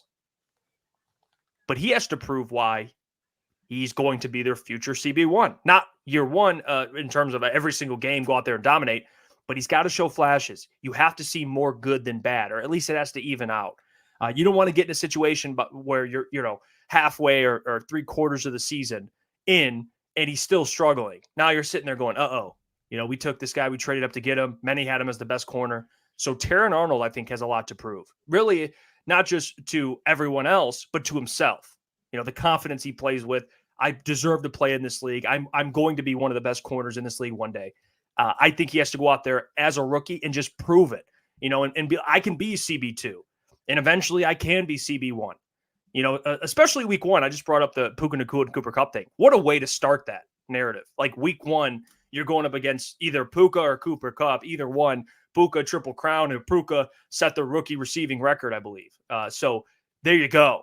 So I have Terrion Arnold and Alim McNeill just to add into that list. So that's two guys that I think have a lot to prove this year. But there's a lot of guys I think we can probably mention even. Did you mention James Houston already, Boone? I said that was I had him originally in my third spot. And I know later we have another segment later in the show, and just in my mind, it was just like I think that's an obvious answer. Like I think, like I know obviously JMO is as well, but I think Levi O, at least for me, was just more so like as you're going through the season, like people are expecting Levi O to step up, and I do think like if Levi O is kind of on that not last leg, but he's going into year 3. So like for me, I looked at it more so like he's going into year 3. I guess so is James Houston, but like the Levi, you never really got to see fully out of Levi. At least with James Houston, you saw the 8 sacks. Like with Levi, you just never really saw anything. And now in this offseason, like James Houston's the one playing in preseason. Levi O isn't. So like you're sitting there and you're like, all right, Levi O, he has shown everything in the in the preseason and at training camp. But the fans and the listeners and people have not seen that yet. And I think that's where it gets a little bit more so with Levi. Oh, it's like he does have a lot to prove to the fan base. Like people need to see it and they need to hear about, like they know the hype. Now they've heard the hype from Dan and all these people. Now it's like, all right, they need to see it. And I think like him going out there, like say week 1 and gets a sack and is dominant in the run game, and he goes out there and is dominating like he was during training camp. I think he proves something, and I think he needs to do that. And I saw this too. I just want to bring it up. Quality Gaming. Shout out to him, man. That's my guy. He says Barnes is another good one. The only reason why I would, because I think Barnes is like an interesting, because he's in a contract year, ain't he? Derek Barnes, I could check. I think Derek Barnes has proved who he is, though, to be honest, in a good way. Yeah, I think he's just he's solid depth. He can make some plays for you, but unless he takes like another jump, I don't know if he has if you make like a top 6 most improved guys, top 7. He might be like, if you do a whole top 10 list, he might be on there, but I don't know compared to other guys. I think with Derek Barnes, I don't mind. Yeah, like Derek Barnes though, it's just like and again, this is in a good way. Like what Derek Barnes is. He's consistent and you can rely on him. Obviously there was the play, but I think that one play tainted a lot of people's thought process on him. But like take that away, like what Derek Barnes is, and now he's playing Sam. Like the fact that he's just able to go to Sam linebacker, and like you hear the interviews of him and Dan and Aaron Glenn talking about Derek playing Sam, and they're like he's doing an incredible job, and like he's just a very, very solid vet that you can trust starting on this defense. And you like obviously like he's not a Pro Bowler or an All-Pro player, but like there are every defense in the NFL, even the best defense in the NFL, you have guys, you need vets on that team that aren't Pro Bowlers and aren't All-Pro players. Like you need guys like all 11 can't be Pro Bowlers. So like Derek Barnes is just a really, really good, just solid role player on this defense. And I don't think he has to prove anything. I think we know like who he is and what he's about. Like you could trust him. Speaking of Jack Campbell, what are you guys' expectations for him this year? In terms of we do our how we always talk about average, good, Pro Bowl, All-Pro. Where are you guys at with Jack? What do you expect him to be? So I've heard some people say, flirting with the Pro Bowl, very, very good. And I'll start with me. I think Jack, he was my number 1 or 2? I think he was my number 1 breakout player. Him and JMO were in that mix. So I think Jack's going to go out this year and really prove why, hey, you took me in the first round. I tested off the charts athletically. Very good in coverage. I can make plays. I'm a tackling machine. Obviously, he plays alongside Anzalone, upgraded defensive line, better secondary. Like, he's in a pretty good situation. Second year in a system. I think this year Jack really solidifies, that around the league, that he's going to be a damn good player. I wouldn't go Pro Bowl, but I think he's very good. I think you could argue at the end of the year with how his season's going and depending on who's in the Pro Bowl, that he can kind of be like on the outside of it. I don't think he makes the Pro Bowl this year, but I think he has a very good season. And I even said this, and we've argued about this before, Klotz. I think at the end of the year, you're going, oh yeah, he's the best linebacker they have. Like, Anzalone, very good. He's still going to be good. They're going to have two really good linebackers, but I think more people are going to be looking at Jack Campbell like, oh yeah, he's arrived. Like, this is a guy that in the future very well will make Pro Bowls. And man, if he keeps improving like this, could maybe even flirt with an All-Pro. So that's where I'm at. I think he's just very good this year. And then next year we could talk about Pro Bowl. That's where I'm at with Jack Campbell. Yeah, I mean, I've said this numerous times. I think Jack Campbell, he's going to take a big step. I expect Jack Campbell by the end of this year to be where Alex Anzalone was last year. And in my opinion, that's a very big compliment because Alex Anzalone, without a doubt in my mind, was one of the best off-ball linebackers, probably top 10 off-ball linebacker in the NFL last year. And he was good in pass coverage. And he makes timely plays, especially on third downs to get the opposing offense off the field. Jack Campbell, I think he's going to struggle a little bit in coverage early on, but once you see him really start to get the confidence of pass coverage game, that's when he's really going to start to play free. I think that's later on in the season when he starts to just be able to just play free. He's going to have a huge playoff run, I think.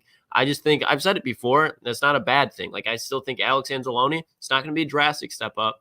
But if you look at linebackers across the league, like, for example, Demario Davis, he was in New York, didn't make a Pro Bowl till he was 30 years old. And then he went on 3 straight Pro Bowl years. And that was in New Orleans. And I think when you look at him, he played with Aaron Glenn for a little bit. I think Alex Anzalone was in New Orleans. So I think there's a lot of transitioning where you could see Alex Anzalone take a step forward. He's going to be a Pro Bowl linebacker. And I think he could be like a guy that you watch and like, he's one of the best linebackers in football, but he's never going to have that attention. And I think Jack Campbell's a guy that, to your point, Jeff, he's going to be really fucking good, but I don't think a Pro Bowl, maybe like an alternate where he kind of gets subbed in, but is it just a straight Pro Bowler? I don't think so, but that's when you start to see that jump next year.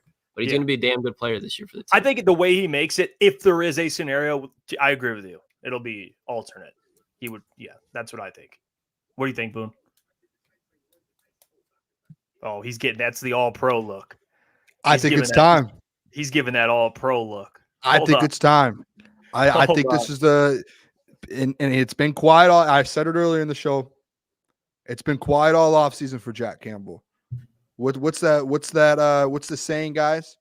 The quiet before the storm, or the calm before the storm? Yep, the calm before the storm, Boom. The calm before the storm with Jack Campbell. I'm not going to say all pro. I won't do that this year. I won't put that on my man. But what I will say, wherever the Pro Bowl is, him and his family, book your tickets now. Book the tickets now. Jack Campbell's going to take a jump this year. He's going to end up being the best linebacker on this football team. I've been very, very consistent with this, and I'll stand on it.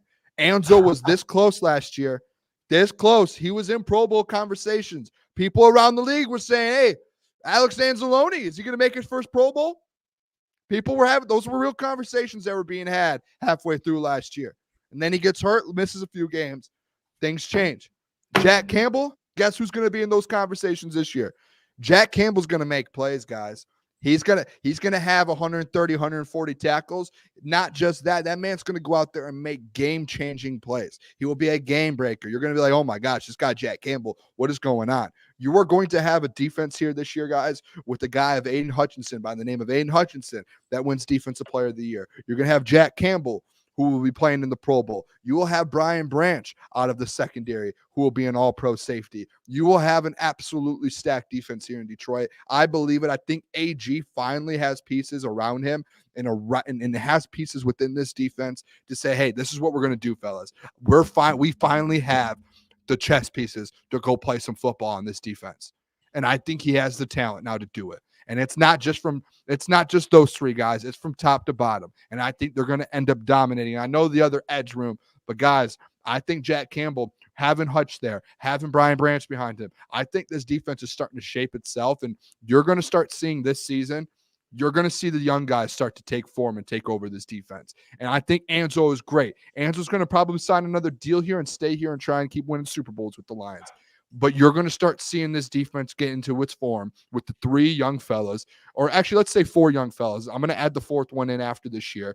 But as of right now, Aiden Hutchinson, Jack Campbell, and Brian Branch, that will be your young core on defense. And then heading into next year, you're going to add Terrion Arnold to that young core and an Ennis Rakestraw. And you're going to be like, okay. This is a defense. This is a top 5 defense in the NFL for the next 5 or 6 years. And people are going to be like, what happened over in Detroit? How did they just win 2 Super Bowls in 3 years? What happened? What happened? Let me just tell you, they have Defensive Player of the Year, Aiden Hutchinson. They have an All-Pro safety in Brian Branch, and they also have a Pro Bowler in Jack Campbell. That's what happened. Welcome. That won't be playing in the Pro Bowl, by the way. Won't be playing. He won't. Yeah. I saw some comments on that. We do understand. When we say Pro Bowl, that means they get voted in. But you said the family buy tickets. You said the family buy tickets to New Orleans. Those tickets to New Orleans. The Campbell family buy tickets to New Orleans. The Campbell family. That's fair. I mean, hey, Jack. I think, man, this year, and again, this is like the other side of it. Let's be real. Let's keep it a stack. You drafted him in the first round. He better go out and have a great season. Like, I don't think there's any room for, just give him more time. No, I will not. You drafted him 18th overall. Go out and prove why you're a first-round pick, why you're kind of the future green dot, why you're the future of this defense. So I say all that to say that as well. Like he's got to go out there and prove that. Speaking of breakout players, Yahoo Sports seems to like some of the guys we're talking about. They did a top 10 breakout candidates. Frank Schwab, his top 10. I don't know who that is. All due respect to Frank Schwab. But they did a top 10 breakout player list, breakout candidates. And it doesn't look like it's ranked. It's just 10. Jameson's on here. In Ifeatu Melifonwu is on here. Jack Campbell is not on here. But they have other players as well. They have Joey Porter Jr., Devon Achane. They have Dalton Kincaid, Trenton Simpson, Will Levis, Jackson Smith-Njigba, who, I think Klotz, we've all actually agreed that he's about due for that breakout. Tyrell Dotson and Dontavian Wicks. Yeah, Wicks. John Wicks. We've been talking about him for a while.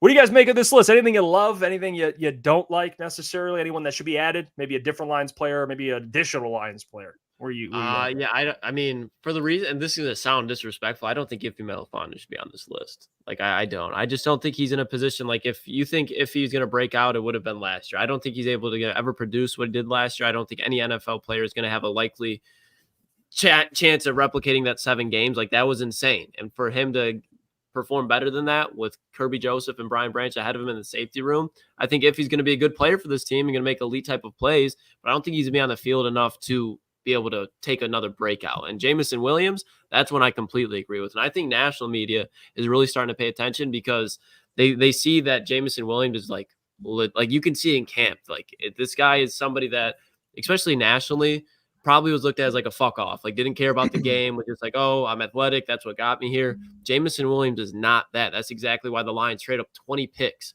And they traded with the divisional rivals. So they probably had to give up more than they really even wanted to go and get this guy. So Jameson Williams, he's going to be the number 2 wide receiver on the Detroit Lions. That's just you could put, just for the cause of the conversation, a healthy Tim Patrick out there. That's a damn good situation. Josh Reynolds, look at him.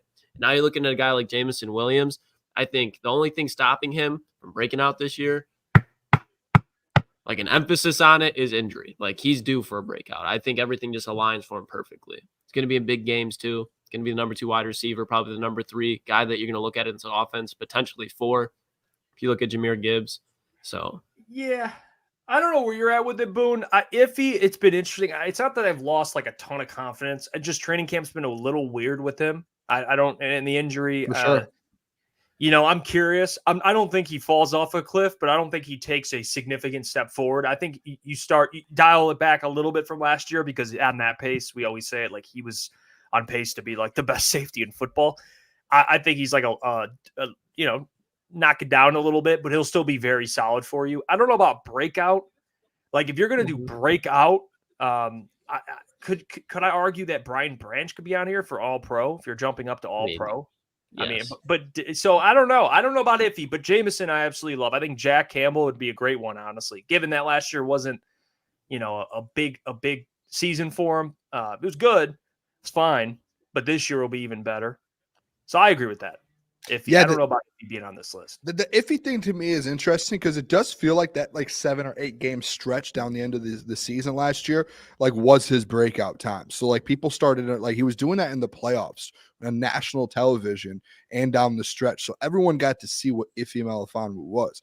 So and that's where, and I saw someone in the chat say give him some respect. I give Iffy all the respect in the world, but the thing is, and I think at the end of the day, the thing with Iffy is, it's just an interesting situation he's in because we saw at training camp and we saw he had from what he did last year, you would think a guy like that, if he was continuing to produce, they wouldn't have played him in the preseason.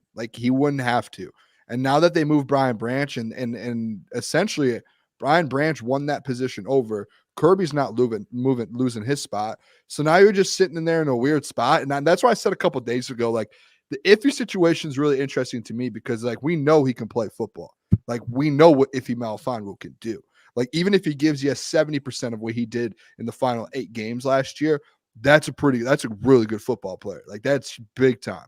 Any team in the NFL can use that.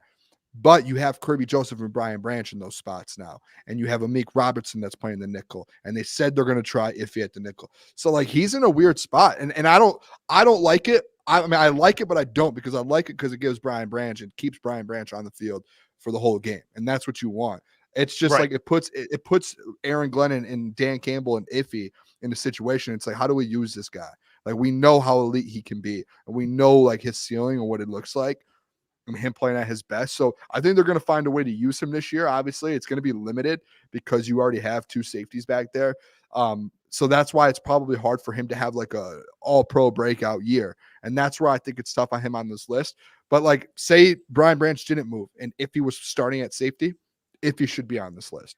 But I think just here in Detroit, we do have the idea of what's going on in that room. Maybe national Frank Schwab, who did this, he doesn't have a feeling like that. He probably just thinks that if he's going to be the starting safety, which just isn't true. So his snaps are going to go down, but he's still a really good football player. And obviously J-Mo, I don't even need to get into J-Mo. I think I've already talked about him enough today. He's going to take a big step forward. Massive I see step. Xavier D. Tell me how it makes sense to say he was playing the best safety in football, but you don't believe in him. We all believe in him. We never said we don't believe in him. What I was saying was, a couple things. You could a lot of angles to take here. And I saw Tyler put it in the chat. Credit to him for this. And it's a great point.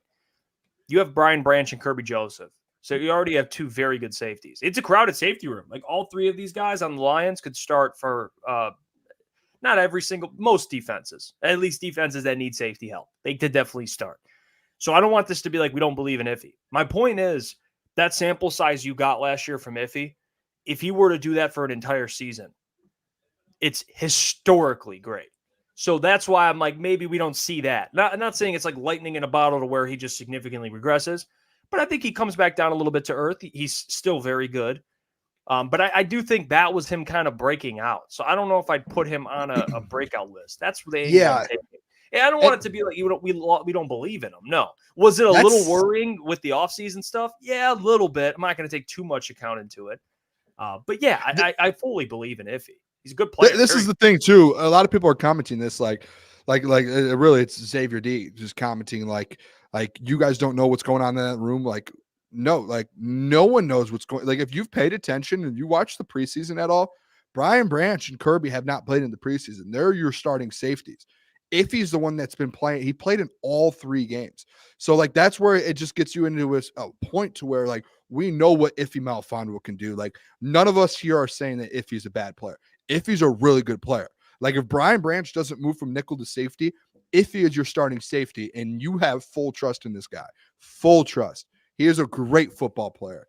It's just his snaps are gonna significantly go down because of the move, and it's just what's something of circumstance? You guys remember that saying that I said the other day? A victim of circumstance. That's all it is for Iffy, which sucks because the guy, I love Ifeatu Melifonwu. What he did last year was unbelievable. He did a great job, but it's just all right, how are they going to fit him into this defense this year? That's what happens when your defense gets better. That's all. Well, it's a good thing, like to have that those safeties. I mean, imagine they do have an injury, and again, knock on wood, they got it. I mean, you got Iffy, and even guys like Brandon Joseph, who I like Brandon Joseph a lot. Like that, you're in a pretty good position. Lauren Strickland, big shout out to him, by the way. His story's amazing. And so you have pretty good depth at safety. Actually, we just talked about this the other day. Safety is probably one of their strongest positions. I think I argued that. So besides offensive line, obviously, we went through that. But strongest on defense, I would argue, is their safety room. So we agree here. When you look at this list too, they have some other guys like Joey Porter Jr., who I do like. Trenton Simpson. I think him breaking out makes sense because that's why they traded Patrick Queen away or not traded, but they let him walk essentially because they couldn't afford him, and they have Trenton Simpson out of Clemson. And he's a guy that now here's a guy, Trenton Simpson, he can do it all. Like he's a guy that he can do it in pass coverage. He can make plays behind the line of scrimmage. I like Trenton Simpson. Especially he's in Baltimore. He's just going to be in position to succeed. Coaching wise, everything. No question. I mean, Will Levis is on here. There you go, Boone. Will Levis. I don't love it, but I don't hate it. I mean, he's surrounded by weapons. He'd be trailing a lot. I think he's got a guy that has an arm situationally against kind of lower level teams that put you back in games. I think he's got that, but I just think they're going to move off him eventually. But I think he's going to be around there for probably 2 more seasons. Boone. That's their franchise guy. Boone, no, you're gonna want to. You got C.J. Stroud. I think if Trevor Lawrence, which I'm not sure of, but he's without a doubt the worst quarterback in that division, and I don't think that's saying a lot either. Like that's a very good quarterback division. Anthony Richardson, I know, is risky, but if you want to win that division, especially with C.J. Stroud in it, you have to be elite at quarterback, or you're just going to stay at the wild. I'm not. I don't hate Will Levis. I just let the playing talk. Hey, don't forget what this guy does. He's a man. He's mobile. He's more mobile probably than C.J. Stroud. But don't forget that. Oh, that's a fact. That means nothing. Coming out of college, everyone was saying he was like Josh Allen mobile. Hey, Clayton Tune mobile. Clayton Tune. Come on, don't disrespect. Anthony Richardson. We can hate on each other. We can hate on each other and joke around, but like, let's be just realistic here when it comes to it, though. Come on. Wait, Malik Willis pretty mobile. No, I'm kidding. I'm trolling. Okay, I'm trolling. That's what I'm saying. Let's be realistic here. Hey, I'll be realistic. This is 100% realistic. Will Levis is absolutely elite in that new Mayo commercial. I mean, you see that Mayo commercial? I was watching the State game and popped on Will Levis with the Mayo. He can act, Boone. I was like, hey, I'll give him that. Hey, he's going to be their franchise guy. Like, think about how long they kept Ryan Tannehill for. Will Levis is such a big upgrade from Ryan Tannehill. Like, Will Levis, the city is going to love Will Levis. Like, he literally, this is his first season as a full-time starter. He's going to be just fine. I was told a couple months ago that Will Levis doesn't have anyone around him. His defense is bad. No, they have done a very good job at building that football team over the last few months on defense and bringing in weapons for him. Like they have done their job. Now Will Levis has to go out there and do it. And I have total faith that Will Levis goes out there and do it. As mobile as he is, and with the arm talent that he has, that is what you're looking for in the NFL nowadays. You're looking for a guy that can run the ball and he can throw it, and he does both of them. Now we just let him settle in and get used to being a starting quarterback, and the talent will take care of itself. All right. Very well said. I like him, Boone. I just don't. I was told a year and a half ago when I said Will Levis is going to be a good NFL quarterback. No, Booner, he'll never play a game. Now he's their full-time starter. So he never said he wouldn't play a game. Listen to me now, boys. I'm giving you a second chance here. Aggressive. I'm giving you a second chance here. Hey, look, I told you. Boone, I told you. I said I'm coming around. I've told you multiple times. Like I'm coming, kind of coming around to Will Levis a little bit. Pause. Yeah, now you're on like only 2 years. He's like this is where Josh Allen played at Wyoming and was a top 5 pick, I believe, might have been 6. Will Levis was a 3rd round pick, and I think there's levels there. He was supposed to be top 5. He was minus 500 to go top 5. I understand it, but what actually happened? And that's why I'm saying, like, somebody else would have drafted Josh Allen if Buffalo didn't. That's why Buffalo was taking him right there. It didn't trade back to get Josh Allen. But I think when you look at it, when you want to use the arm and mobility thing, and this is why I'm saying in the AFC South, he obviously is more mobile than Trevor. Trevor Lawrence is mobile. I'll give Will Levis that. He's more mobile than Will Levis. When you look at, mobile, big arm, Indianapolis. That's the definition of it. For sure. That's why it's just like, I think Will Levis is a guy that if you're not in the AFC South with those quarterbacks, I think there's a lot of good coaches in that division. Once Jacksonville moves off Doug Peterson and gets somebody legitimate, I think just he's behind the game. A lot of good coaches, a lot of good quarterbacks. Will Levis could go into like the NFC South and win you that division. I just think the AFC South is going to turn into a really tough division. Bro, you got to find an elite guy. Yeah, I'm not even going to go there. I'm not going to do it. Never mind. Let's move on from that one. No, it's fine. I don't get that point. That's just the only thing that I win that I don't division, get it at all. You're going to need I don't get it being. You're going to need an A quarterback because both those rosters are young with a rookie quarterback deal. They're all in very similar situations. And Tennessee, without a doubt, right now is on the lower end of the totem pole when you talk about rosters. And if Anthony you don't need another CJ Stroud on your team to beat them. Like Jordan Love is more mobile and has. Yes, exactly. Like that's what I'm saying. Like Will Levis could be for the next 8 years as long as they put the roster with them, and he already is mobile and has the arm. Like we're not sitting here being like the Lions can't win the division because they have Jared Goff and Jordan Love has a bigger arm. Exactly, that's my point. The Titans that's what I'm saying. Like the Titans, all rookie quarterbacks. You're missing my point. No, you're saying you put a good team around them, you can win. What I'm saying is the quarterbacks that are also on rookie contracts. Okay, go ahead. What are you saying then? You're just saying like they need the quarterback to do it. And it's like, no, they don't. They need a team around him. Like they built a really good team. They put the pieces around Will Levis, and he's a good quarterback. But so the pieces around Calvin Ridley, 3-4 years, he ain't going to be Calvin Ridley. DeAndre Hopkins not going to be there. All those other teams, rookie quarterback as well, and better rosters, in my opinion. CJ Stroud, better roster, better coach. Indianapolis, Shane Steichen, Anthony Richardson, I believe in. If you don't, that's fine. I understand. Better roster, same type of contract as far as years, and like you can build a team around them. Jacksonville, I hear you out on. Like I see a day where towards the end of it that Tennessee could eclipse Jacksonville, but at the end of the day, that's still third in the division. My point. I'm saying if Tennessee, you want to win a Super Bowl, I don't think Will Levis is the guy to do it. That's just where I stand. You know what, boys? Enough Will Levis. How about we get into some college football picks? Can we just get to college football? Let's do it. Can we just get to college football? I mean, we got a packed weekend. Let's give out our picks. Booner, we're gonna do your bets. You do your bets later. Talk to the people about this weekend. But I'll let you take it away from here, Boone. All right, are you guys ready? Let's do it. I'm gonna get my betting notebook out. Oh my gosh, he's got the notebook. Hold on. All right, so this is what we're gonna do all season long. College football, baby.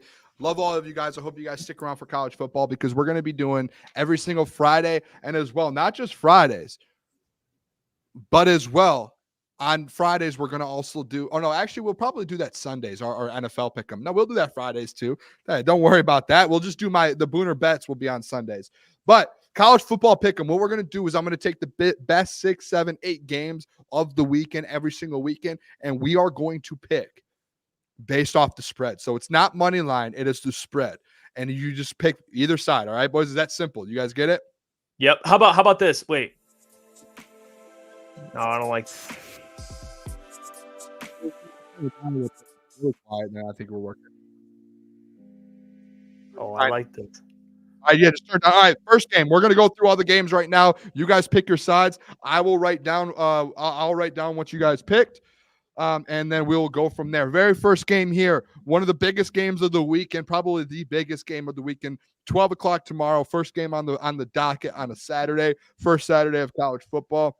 Number 14 Clemson going on the road to play number 1 Georgia. It might be actually a neutral site. I believe it's a neutral site. Georgia is a 12.5 point favorite. Who do you boys got? Who wants to go first? I'll take this, Klotz. I think they cover. I think, someone I'm very fond of, Joe Klatt. It's my GOAT. Okay, I love listening to Joe Klatt. Me and him are in lockstep with this.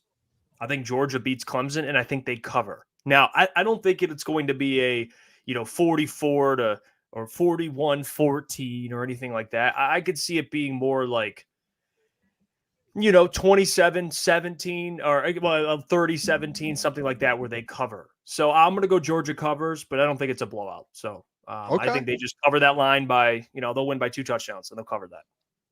Yeah, I mean, I think it's 2 touchdowns. I think Georgia 35, Clemson 21. And I just think it's one of those things where it might look closer on the scoreboard, but that game, in my opinion, is just going to feel like a blowout. I think Georgia just manhandles Clemson the whole time.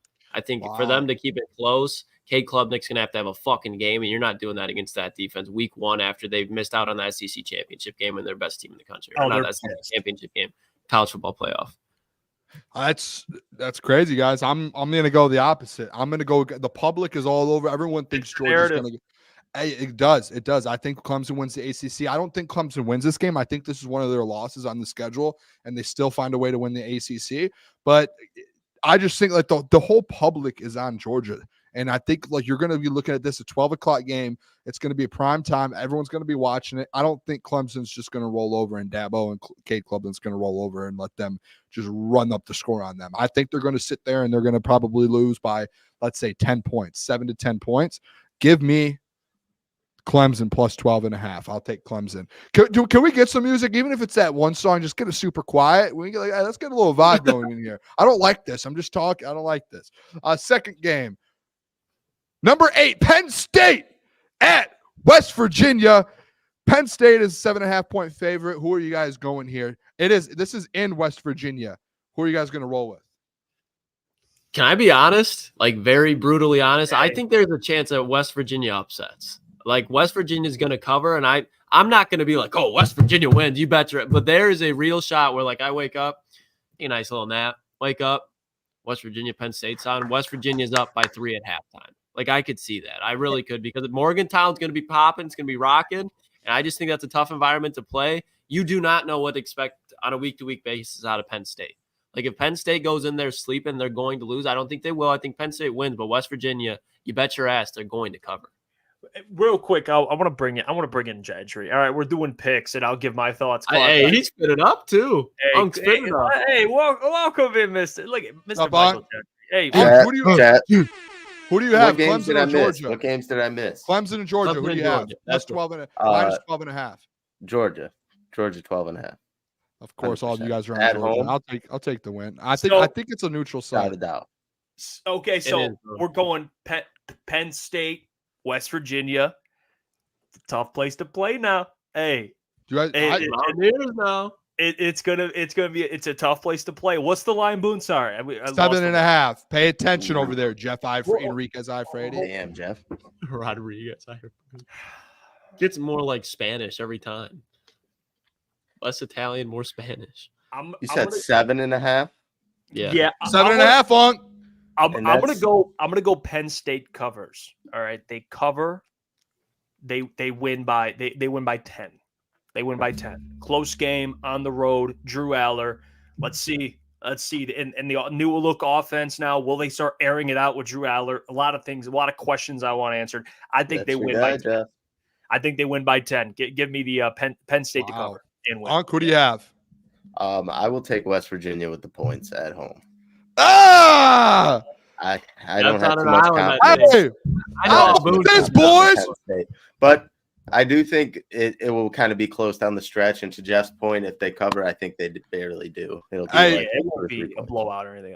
Hey, if you guys watch Coach Boone, Country Road. Yeah, that to a place I belong, West Virginia. Mountain Mama, take me home. Give me West Virginia money line. No, give me plus 7.5.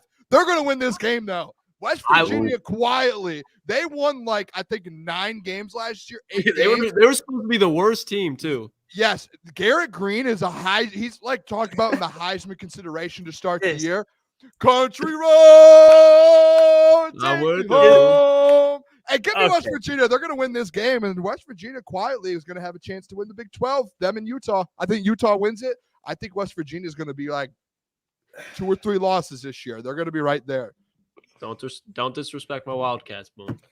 Yeah, if this game was further along in the season, I would probably pick Penn State. But to open the year up in West Virginia, that's what kind of steers me away. Yeah. Oh, dude, have you guys seen West Virginia, their campus this week? It's just been electric. They're it's gonna be a tough place to play, man.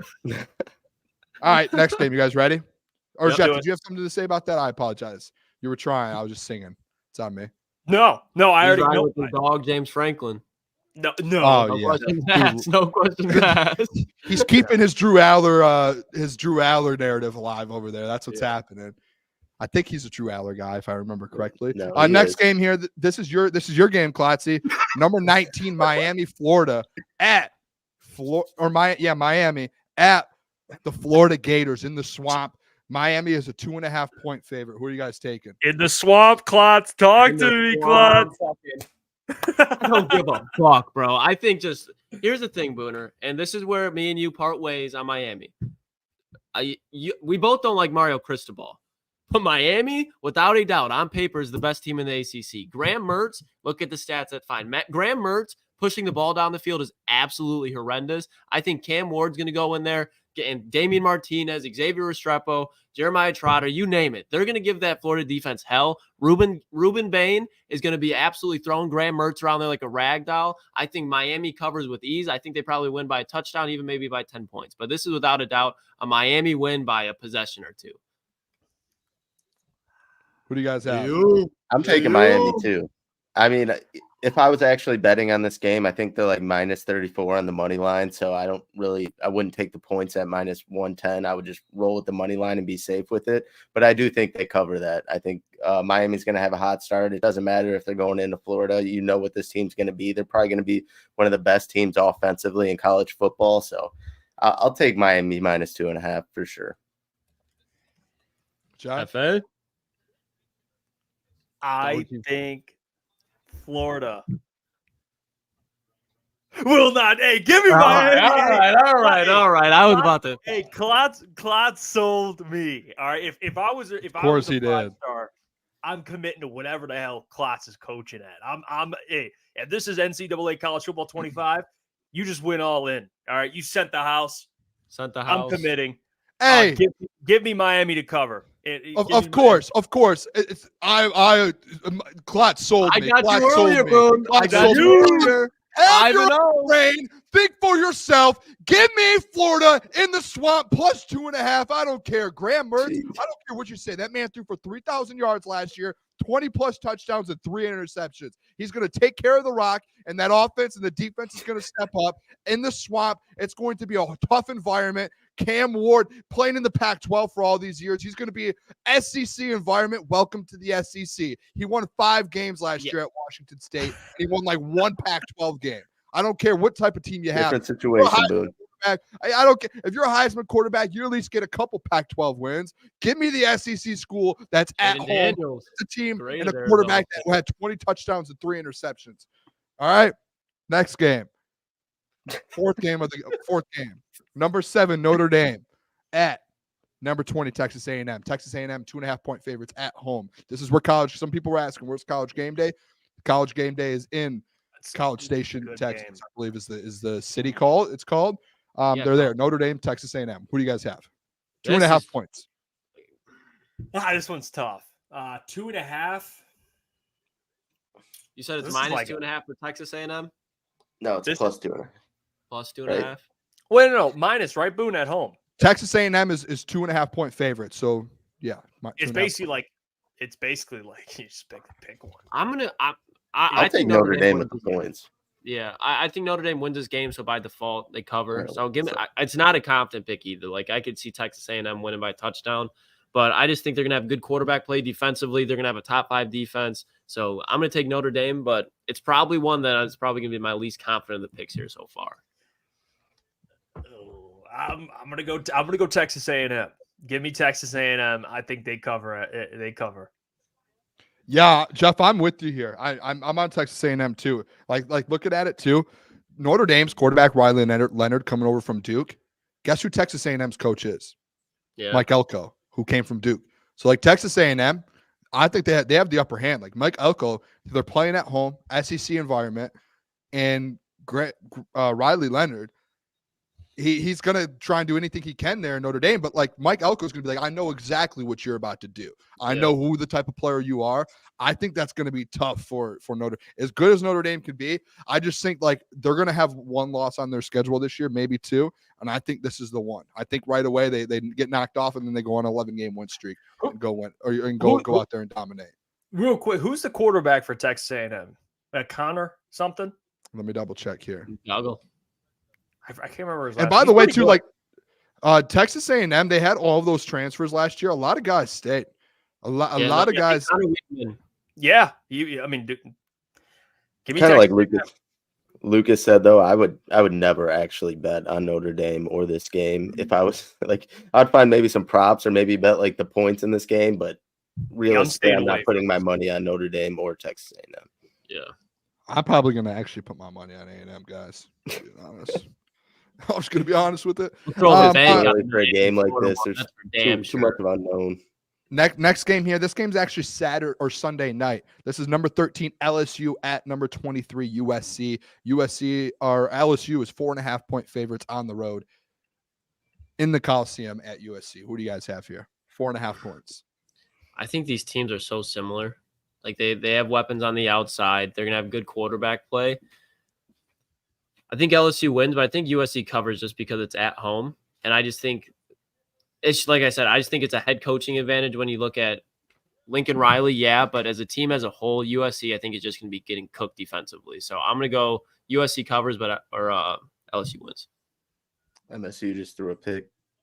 I think it was a pick. But Childs? Yeah, who do you have, Gentry? I would still take LSU too. I'm not too confident. Obviously, USC lost their quarterback and they lost a few other pieces on offense, and I'm not even that confident in their defense to begin with. So I'm going to go LSU here. It was 4.5, right? 4.5. Mm-hmm. Yep, you're taking LSU. Yeah, I'll still go LSU. Fuck. Klotz, who did you take? I think LSU is going to win, but so it'd be USC just has to lose by 4.5 or less, right? 4, yeah. Okay. I think it'd be a 3-point game. It's going to be a shootout. Jeff? LSU 4.5. Give me USC to cover. Give me USC to cover.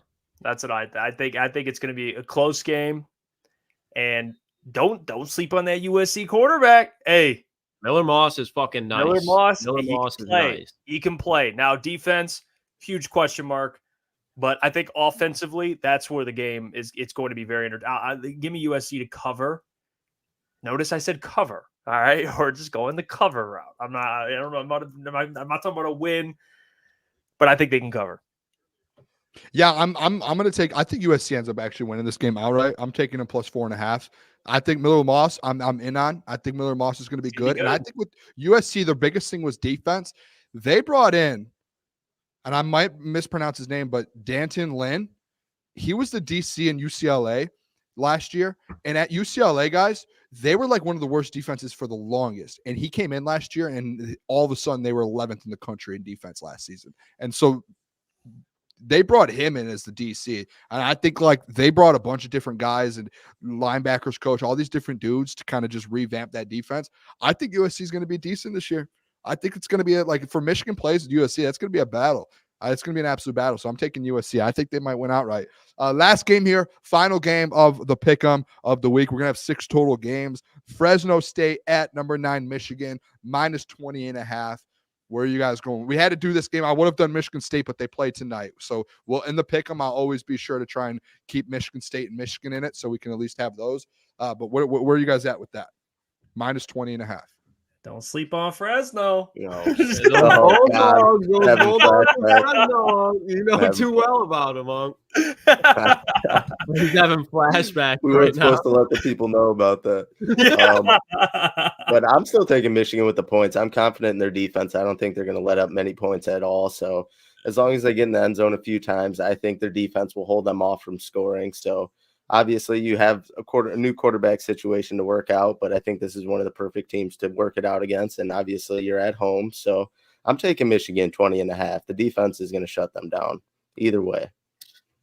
Who's starting at quarterback for Michigan tomorrow? No one knows, actually. It's either Davis Warren or Alex Orji. It's going to be Michigan will cover. Fresno State's probably going to score 10 points. I think Michigan probably finds the end zone 4 or 5 times. So I know I'm a Ohio State guy, but Michigan will cover. There you go. Fresno State Nation, stand up. Stand up and then sit down because Michigan's going to hang 40 on you. All right, and that's what's going to happen. So I'm with you guys. There's no way. I mean, Michigan should win this game, 45-7. Like, this should be an absolute decimation. For sure.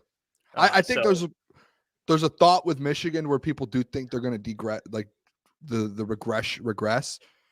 And I like a game like this, they're going to go dominate. Like Michigan still has one of the best defenses in the country. And this offense, as much as you think like with Alex Orji, they might take a step back, they're still going to have some sort of offense out there, especially better than that'll be able to dominate a Fresno State defense. So I'm Michigan -20. We all took Michigan across the board. How about that, boys, huh? Hey, Lucas. Wait till next week. Right. Lucas, you sporting that maize and blue tomorrow? Has to. First of many weeks. You have to take a picture since we're not in person this week. Yeah, I want it to be a selfie, like we'll post on our socials every single Saturday. Yeah, it's got to be a selfie. selfie. On Twitter. It's got to be no one takes a photo for you. Selfie. And you have to send one to the group every 10 minutes. We have to make sure you're not taking the shirt off during the game. It's a night game too. Yeah, just leave. It's like a time lapse. Leave it recording. Solo live stream. Move on. Hey, Florida Atlantic just scored 16-10. Dude, this is bad because I took -12.5 with Michigan State. Put my faith in this football team that I don't like. Take the over. On 4th and 1, too, they went for it and scored. Dude, Aiden Childs. There's a couple plays I was like, I like it. A lot of plays where I'm like, this is terrible. It's tough. This is tough for Michigan State. Noah Kim was a brutal watch. And maybe FAU's a powerhouse. Better than Noah Kim. What'd you say? No. Maybe FAU's a powerhouse. Who knows? Never know. FAU. They're a machine. The Owls from FAU. This is a tough look. The Aiden Childs era was supposed to start tonight for Michigan State, and there's a lot of interceptions. It's not looking great. At this point, just win the damn game and get out of there. I mean, just get out of there and move on. And wonder how much the capacity looks like in there, like the attendance. I wonder what it looks like. It is still very early, though. This is like obviously his first start, so I'm not going to write him off too early. But he did have some very rough-looking plays in that first half. And I was telling Jeff today when it comes to like, and you guys would probably agree with this. It's so like there's so many quarterbacks in college football, especially now with the transfer portal, with guys who just never have started, and you're sitting there. What's going on, Jeff? Let's address this first. This man, I'm just gonna call it out. I don't know who this is. He comments this on like every video. I don't know who this man is. Are you getting harassed? Are you getting harassed? Sorry to hear what happened to you, Hefe. Glad you're out. She looked way older. Keep your head up. One pride. That is so What's you up to, Jeff? That is so fucked up, man. It is. It's wild. That's like harassment. I mean, I don't give a fuck. I ain't soft. I mean, he can say whatever he wants. What even happened to him? I don't know. I don't know. He's just making stuff up, just saying stuff to say. He's commented this on like 5 videos, and every time I'm replying to him like, I think you got the wrong guy, and he just keeps commenting. You got the wrong Jeff. Yeah, White Fang confirmed bad guy. That's he's got to be a cancel. He's got to be like the cancel culture, even though I didn't do it. Like he's just like canceling people for no reason, I guess. And the people are have your back here. Mr. Detroit City said, "Leave Jeff alone." Hey, well, appreciate it. But continue. Sorry to sidetrack. So my point though with like the Aiden Childs things, and this is what I was telling Jeff today, with quarterbacks, especially with the transfer portal now, like you have so many guys who you have so many guys who have not played a snap, or they've played snaps but they haven't started games, and they have such a high ceiling, and people are talking so much about them to where I can't focus right now. This is a disaster. You guys, I've lost all track. You guys are laughing and stuff. I can't. I'm sorry, Boone. That was so funny. He just laughed and said one pride after. Bro, double down.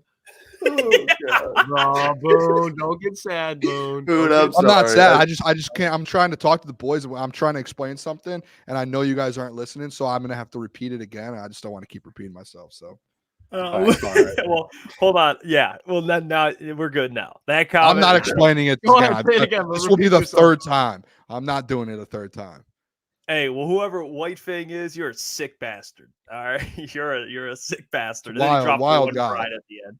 Drop the one pride at the end. That's wild. That was so funny. Hashtag.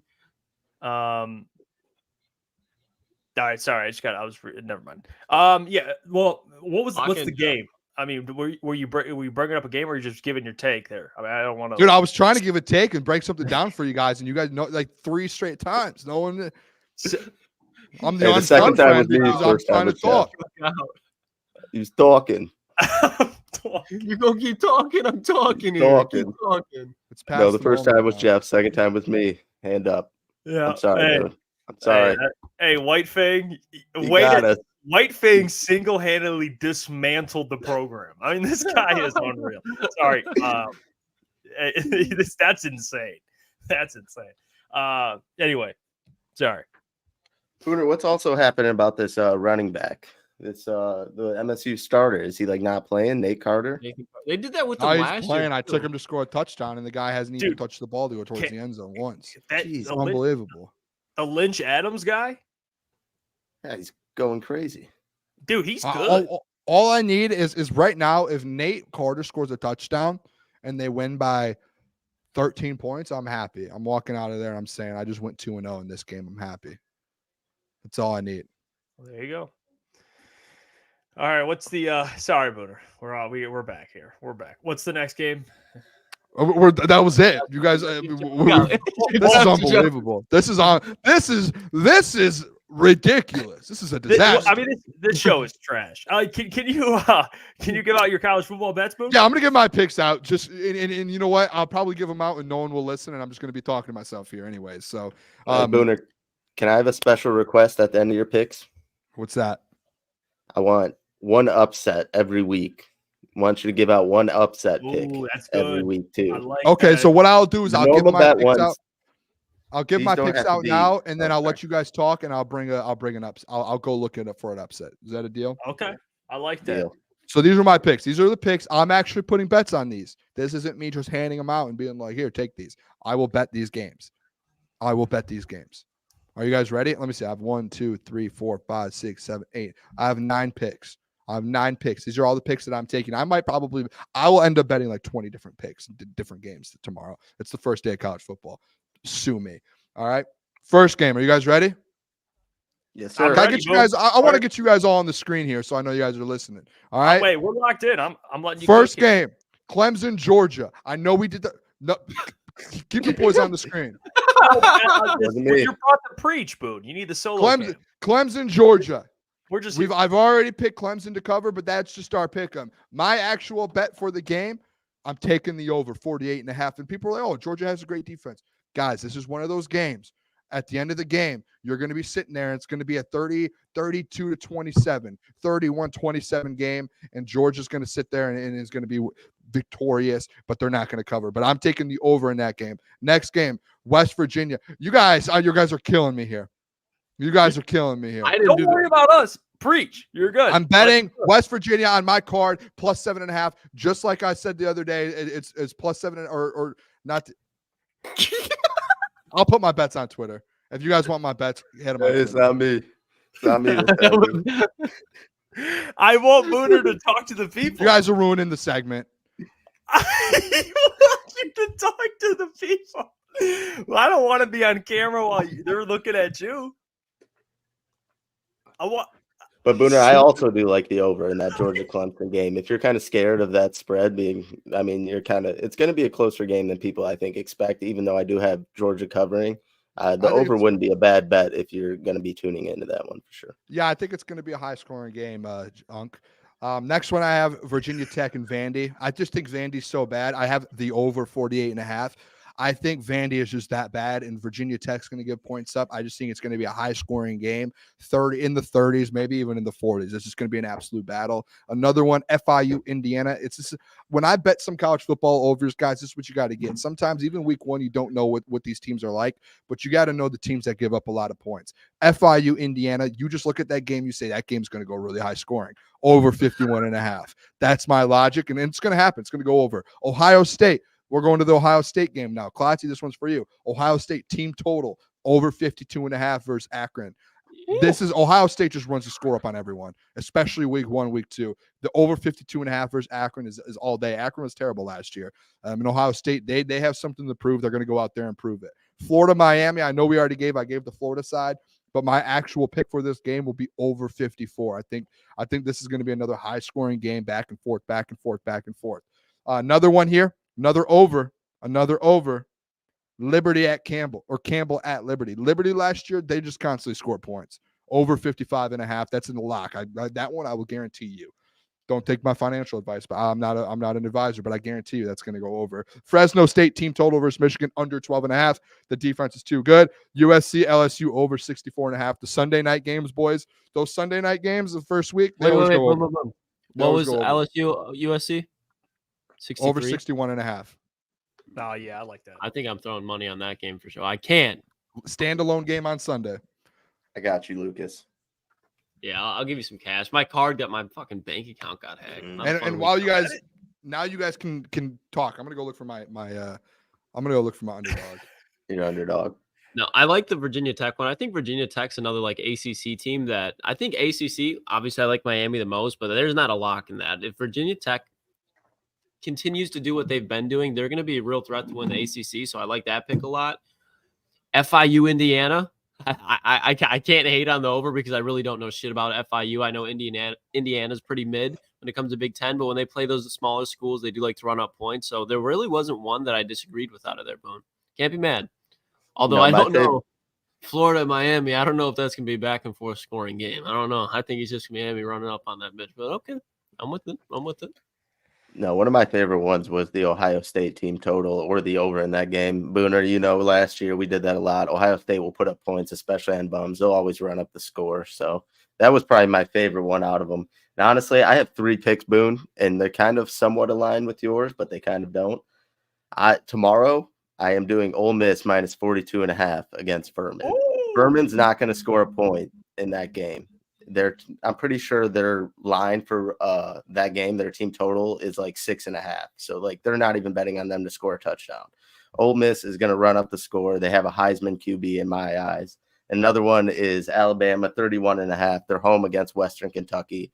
Either way, I think Jalen Milroe and the offense will be able to score enough points to cover that, and I don't think Alabama is letting up any points. If they do, it's going to be little to none against Western Kentucky at home.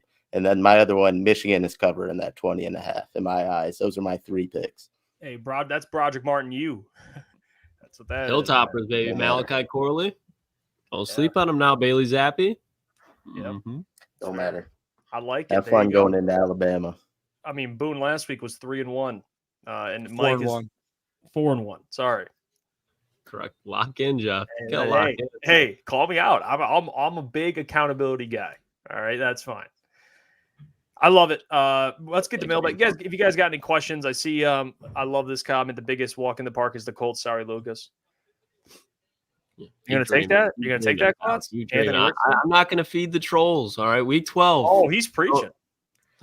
Don't be sleeping week 12. All right, on the road. He's Very good ball club over there. Very good ball club. Okay. About to find out if Anthony Richardson if he's a good quarterback this year. I know Easy's trying to get me to trade Hurts for him. Hell no. That ain't happening. No, Dude, Nate Carter stinks. Doesn't even try and get a yard. The guy just puts his head down and falls to the ground. In the red zone, damn. He literally just took a handoff and just put his head down and fell. He didn't even get touched. He just fell. He didn't even try and run. It's unbelievable. Yeah, they had 3 people caught him behind in the backfield, Boone. But I get it. But like, dude, like make a move. Like, are you a D1 running back? Like, make a move. The number 15's out there making moves. Boom. Do something. Yeah, that parlay's cooked, Boone. I bet Nate Carter touchdown straight up, and it's just not even close to happening. Now they're 4th down. They're probably just going to take a field goal. Parlay's going before we answer Steve's question. I just want to look at this real quick. Let's just because I lose everything. So let's just. By the way, I'll give out my underdog pick of the week. Boone's underdog pick of the week. Are you guys ready? Let's go. West Virginia over Penn State plus 250. This week. It's tough to find an underdog because we're not in conference play yet, and all of the spreads are like minus 30, minus 40, minus 20. This is one of the closer games, but I actually do believe. I think West Virginia wins this football game, and they take over. There's always those teams every year that take over college football for the season. I think West Virginia is going to be a team that's fighting in the Big 12, and if they win this game, they're going to be sitting there with the chance going to win a bunch of games in the Big 12 and the 12-team playoff. Now you're looking at a serious opportunity. And Michigan State just went on for it in 4th and 1 in a 5-yard loss. It's unbelievable, dude. And they're down only by 6? They're up 6. They're up 6, Or 16 up 6, to 10. I mean? And were they in field goal range? They were literally at the 8-yard line. So and it was 4th and 1. Confidence. Kick a field goal. Hey, Nate Carter, we need 16 rushing yards. Aiden Childs, we need like 60 passing yards. Foster, we need. Yeah, it's over. You got to know when to hang it up. That's a hang up one. Get back welcome to the drawing board. Welcome to your first loss of the year, Juicy J.